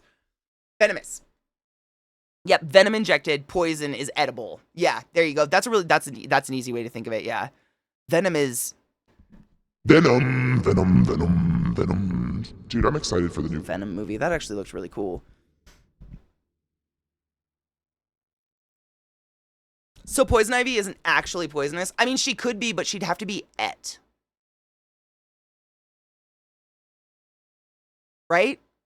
You would have to consume a part of her. So, like, theoretically, if her lips are poisonous, it means that they're eating the dead skin flakes of her lips.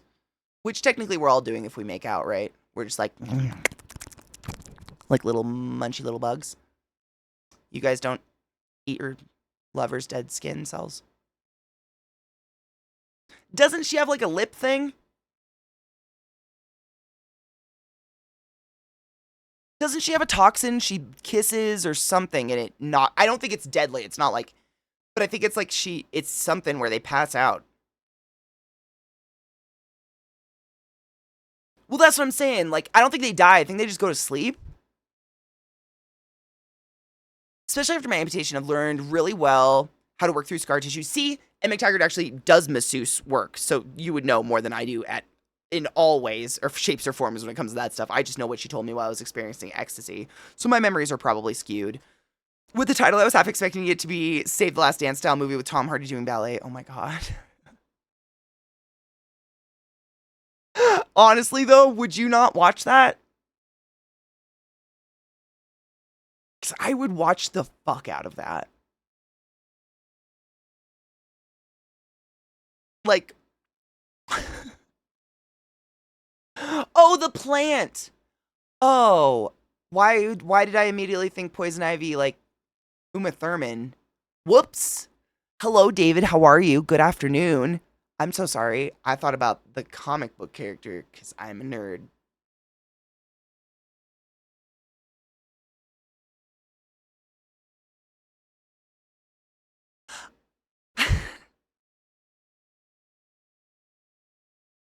I think Poison Ivy has a mechanism like jellyfish, don't they?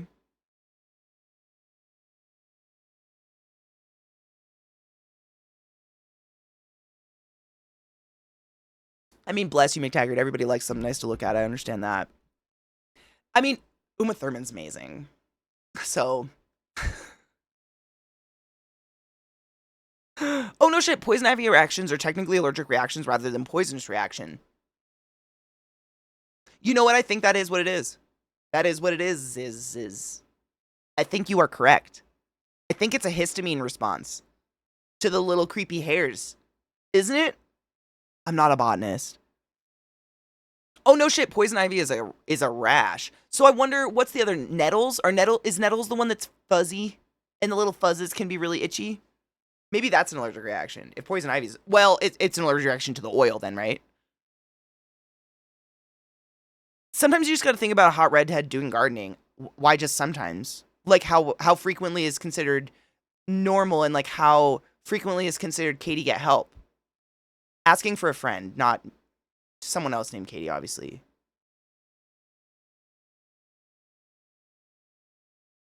Like, a couple times a day, all day, every day. I don't, like, I would like my line. Help. Urushiol, is that actually what it's called? To be specific, it's an oil? Isn't that weird that how close, I mean, PA and Maryland touch? I never saw Poison Ivy once in Maryland ever. And I hiked that shit. I never saw Poison Ivy. That's so weird. Maybe I did. Doesn't it kind of look... Doesn't it not look like classic Ivy? Or, man, I probably saw it and just had no idea. Because I was, we always wear tall socks and, like, boots or something because I didn't want to get bit by anything. Yeah, we probably have it. Leaves a 3 at B. What is it? I'm going to Google it. Because I was trying to say, like, there's Ivy and then there's Poison Ivy. And I feel like Poison Ivy really doesn't look like, like English Ivy or whatever. But for some reason we think it looks like that, but it doesn't. Nah, yeah, it doesn't look like that at all. Yeah, it doesn't look like Ivy for fuck at all. Oh my god, it's kind of pretty. Look at this. Just because we're learning today. I'm not the arbiter of your filthy thought, not my circus. I don't want to catch no stones here, David. Let's just juggle amongst one another and have a good time. I had no idea. I mean, I knew it looked different. I'd heard this before. I bet I've seen this everywhere. It looks like such a fucking benign plant. How do you know it's Poison Ivy? It looks like every fucking vine in Maryland. How would I know what that is? Is it the 3 leaf? So it's every branch has 3 leaves. Is that what it is? Kills had a rhyme about it, and I was curious. 3 leaf... What was it? Leaves of 3 it be! I'm itching even thinking about it. Like, my flesh is just itch. I know, I was gonna look up poison oak, too, because I think poison oak, it's not a tree, but it looks kind of like an oak leaf, right?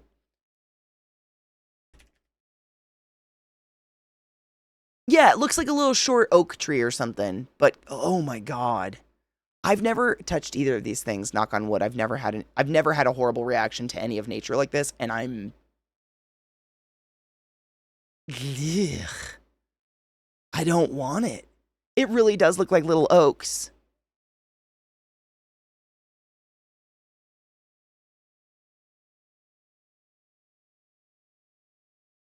Same. I mean, I love the advent of, I had this weird thought about this yesterday because when I was a kid, my parents would like hide any camera in the house because they were like, all Katie will do is go outside and take macro shots of flowers and bugs. And I still do that all the time. And it makes me really happy and they can fuck off. But there's an app on my phone. I identify plants in my yard all the time. I love doing it. It's just like part of the phone because I have Google Fi. But the Google image like identification software where you can go outside and take pictures of plants and it'll like give you some guesses and it's pretty easy to go through them. I mean, most of the time the first guess is right. I love it so much. 100% walrus, and I understand them hiding the camera. Like, hide the camera from my dumb ass. But I still do it. I spent like 30 minutes outside yesterday trying to get a picture of a ladybug cocoon without disturbing said innards of the cocoon. I'm a 52-year-old woman.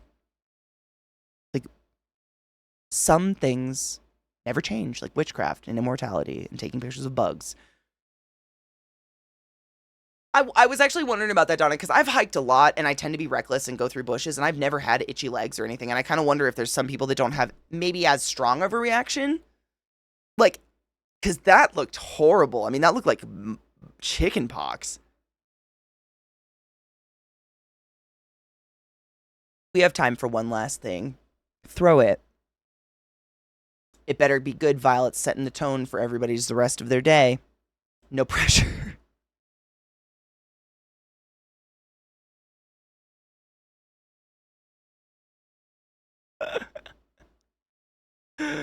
Oh, man. I'm just throwing random numbers for my age these days because I actually had a weird brain fart the other day and forgot how old I was. And I'm like, oh, God, maybe I just need to just give up. Like, I actually forgot I'm 36. I was like, am I 38? Am I 38? Like, I had actually, like, one of those moments, like, far too many seconds, kind of half convinced I was 38, and I'm not. I'm not, right? No, I'm not. Yet. But I had that moment. I'm so glad I'm not the only person that's having brain fart years already, like, where I kind of have to stop and be like, wait. How old am I? I just truly forget the number. I don't know. It's weird. So now I'm just like, whatever. I'm 82. 89. You're going to have to start calculating from the year you were born. David, I'm not kidding. That's literally what I did. I was like, okay, it's 2024 and I was 88. Nope. Still 36. We're good to go. I got 4 years. Really, it's 3.5, but who's counting? But honestly, I don't care. I think I had to fill out some paperwork. I was filling out my paperwork to renew some licensing shit for respiratory stuff. And they were like, how old are you? What's your birthday? And I literally had to look at my birthday for a second. Cause for some reason, I instinctually almost put not my age. I just don't think about it. I don't think it really matters anymore until you're going to retire. If you can retire, if you're going to retire. I don't think it fucking matters. Like, who's thinking about it all the time? What does it mean? That's just how it is now? No. I mean, it doesn't matter anymore. Exactly, Kills. That's exactly what I logicked in my head. I was like, none of it matters anymore, so why am I even stressing myself out? None of this matters. My age doesn't matter. I'm legal. I can do whatever the fuck I want. Until I'm going to retire, I'm fine. I'm fine. Crispy, thank you. Thank you for commiserating in my... It makes me feel kind of... But I mean, I feel like when you're younger, there's a shit ton of milestones you're hitting. You know, like getting your license and getting your IDs and all this kind of stuff and going to college and being able to rent a car, I think is the last thing, right?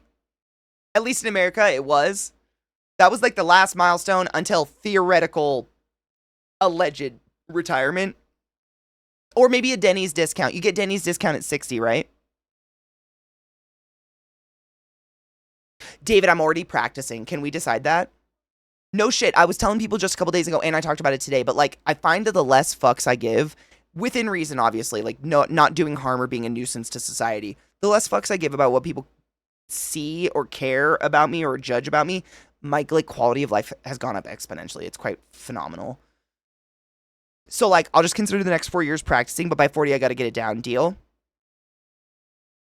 Dun dun. When you fall off your parents' insurance, been off that for a bit. My parents had good insurance too. My mom had nice hospital insurance. Boo. Seniors for Shoney's and buffets at 55. Oh shit, at 55 now? Hell yes. I just hope it lasts. Because, like, I have been reading the poem "When I Am an Old Woman, I Shall Wear Purple" ever since I found it as a child. It's one of the best poems I've ever read. I don't even know when. I think it came out in the 80s sometimes. It's not that old. But it's called "When I'm an Old Woman, I Shall Wear Purple." And it's all about just, like, literally not giving any fucks and how we should start practicing now. And I think I'm actually starting to understand what's happening. You know what I'm saying? I think it's starting to happen. Oh my god, kills. I almost had the same thing happen, but with my Vissy tea. What is she called? The Marshali? The one horn. No shit. I need to rehouse her. I actually have an enclosure that's being cleaned right. I'm cleaning. I'm soaking it right now to defungus it or whatever's in there, because God knows. But she needs a new enclosure because she just sits at the top and she's an African baboon tarantula, so she's so fucking fast. Ah, those little bastards. They're so fast. I think there are years. These years are about figuring out what kind of off the rails old person we're going to be. Oh my gosh, you're probably absolutely correct. It's like, David, I think I'm already getting there. Because I've gotten to the point where basically, like, you know, I've always I love to paint, I love to draw, I paint kind of weird things, whatever. I've gotten to the point where I'm just painting on the wall. Because I was painting on a canvas and I was getting really frustrated that it was moving. It kept sliding when I was hitting it with a certain angle of the paintbrush or whatever. And I literally thought to myself, like, I'm an adult and I own this house. I'm just going to paint a little 1x1 square of the wall over here. And I did. Because I fucking can. And then I started painting a mural in my hallway. Because I don't have to have white spackle walls if I don't want white spackle walls. Because I'm an adult. I own this. So I've just kind of started unleashing. Like, I don't give a fuck. I'm getting there. I think it's happening. Violet, have you never seen my power? I have the, that guy too. Where is it? I don't even know. I moved a lot of shit around recently, so I don't know where my, the Pip-Boy. It's huge. It's such a clunky thing.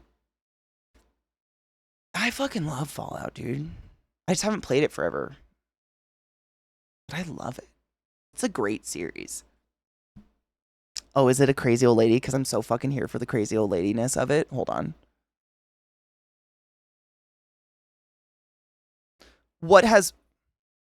I'm an adult. I can paint glitter penises if I want. Bitch, I've been drawing penises since I was 5. Let's go. If you can't make that veiny fuck sweat, I don't even want to know you.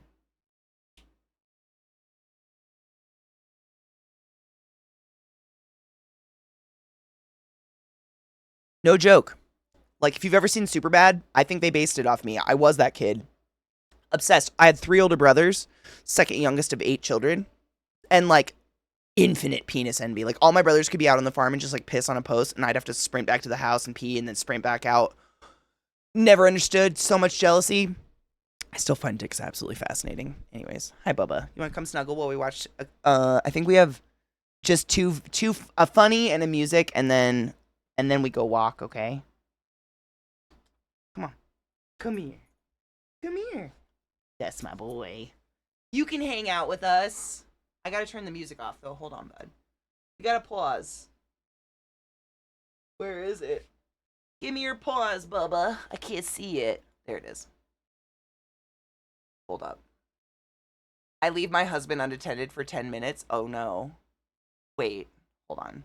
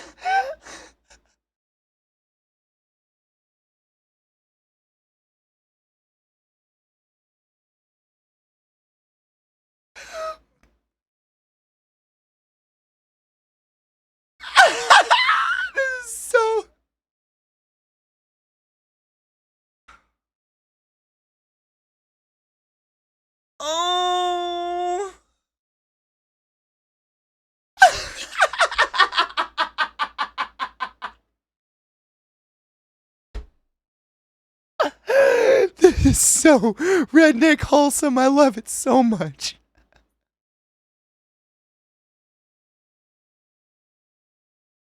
Oh.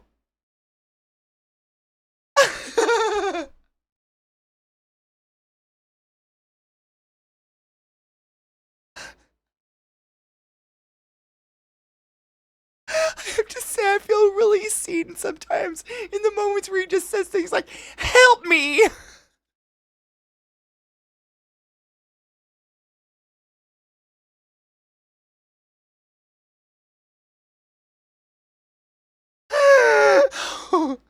He's so cute, though. I gotta see it again. I love him so much. Leave me alone. Help me!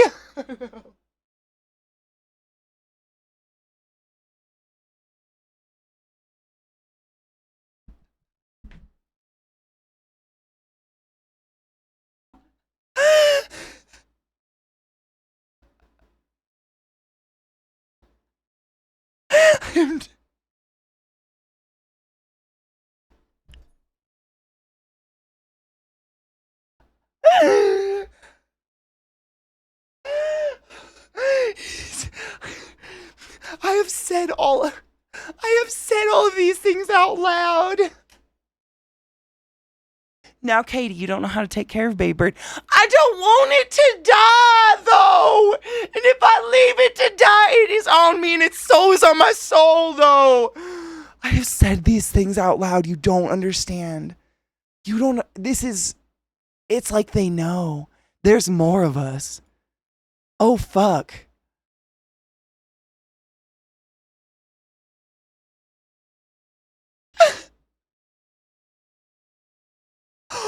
Shut up, Glacial. Shut up. We have a follow-up? Okay.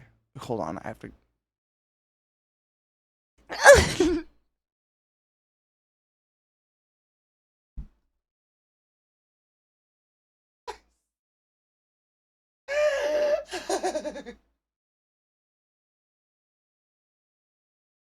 Help me, woman! Like, I know he's kidding, and he's trying, like, fuck, dude. I just have to say, like, this is so not uncommon, though. All the redneck, and, like, I say redneck loosely, like, white trash, hillbilly, whatever, poor people in the middle of nowhere is how I grew up, and my parents were the same. My dad is very much this. He has a, still to this day, long mullet, missing a lot of teeth, and he's just a big, tall sweetheart. And, like, he almost never shot a deer because even when he had a tag to shoot a doe with his bow, if he even had an inkling of it having a baby, he couldn't. Like, all of they're all just kind of big fucking softies for the most part. It's the rich whiteys you gotta watch out for, in my personal experience. This is precious and I love it so much.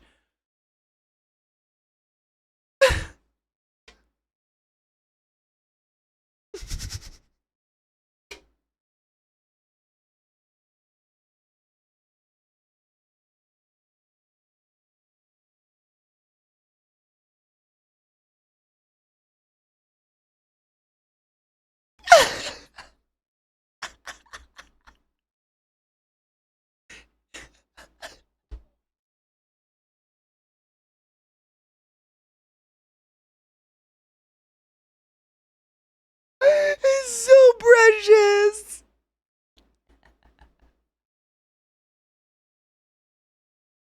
Hold on. Glacial says we have a follow-up, and I want to, hold on. Okay, hold on. I must see. Shut up. I didn't even want to think about it because I was worried. If raising a baby wild bird is not easy, it's horrible. You have to feed them like every 30 minutes, even in the nighttime, all the time, and it's horrid. Don't try. Give him to a shelter. I was really worried this would go poorly. It's a baby Oriole. Shut up. It's a baby. I love that. It's a baby.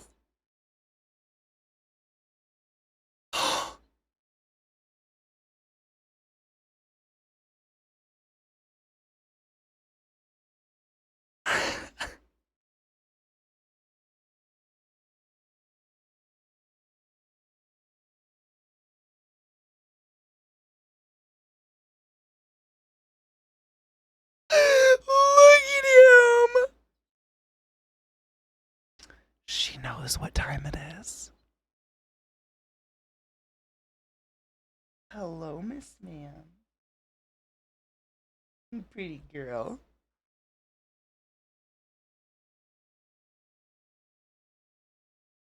No, that's not it. Oh my god, look at him out there catching grasshoppers for his bird. Oh, I love him so much. This is heartwarming shit. Hello, creepy bee. Pretty girl.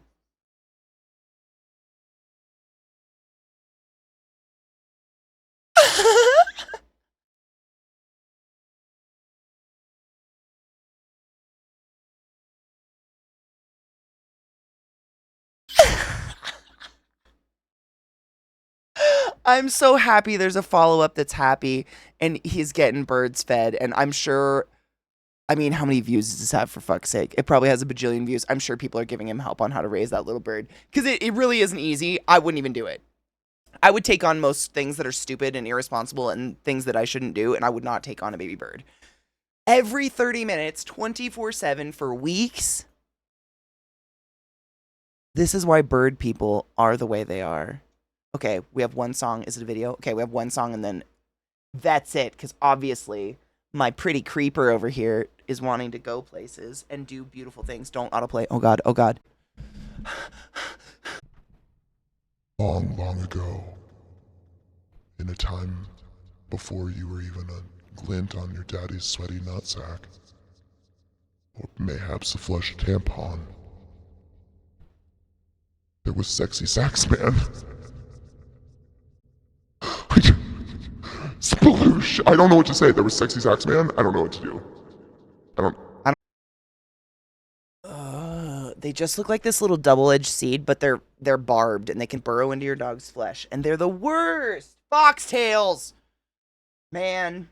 I thought I got them all, but foxtails. They might have different names for them, but they're literally just like, they look like a wheat seed, but they're barbed and they burrow into your dog's fur, and then they can like, I think didn't they burrow in between Gizmo's paw feetsies? And you had to like pay to get them removed, didn't you?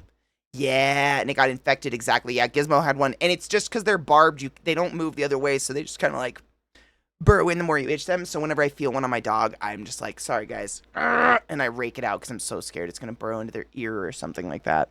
Okay, I found someone cool to raid who's actually interviewing someone from Electric Callboy, which is super fucking exciting. Please enjoy yourselves. I have to go walk my poodles now away from the goddamn foxtails. That shit. But we watch anime every night at 5 p.m., 7 p.m. Eastern if you guys want to hang out in our Discord in silence and just watch some fucking that neurotic blonde kid. I don't know. It should be cool. But other than that, we'll be back tomorrow. Pray for my hand. We'll be back tomorrow. We'll be back tomorrow. And stuff. And then Why? Why are brains like this? Mine is giving up. Cheers. Clean your water bottle. It's disgusting. You're sick. Clean your bong. I love you. Listen to good music. I'll see you tomorrow. Bye.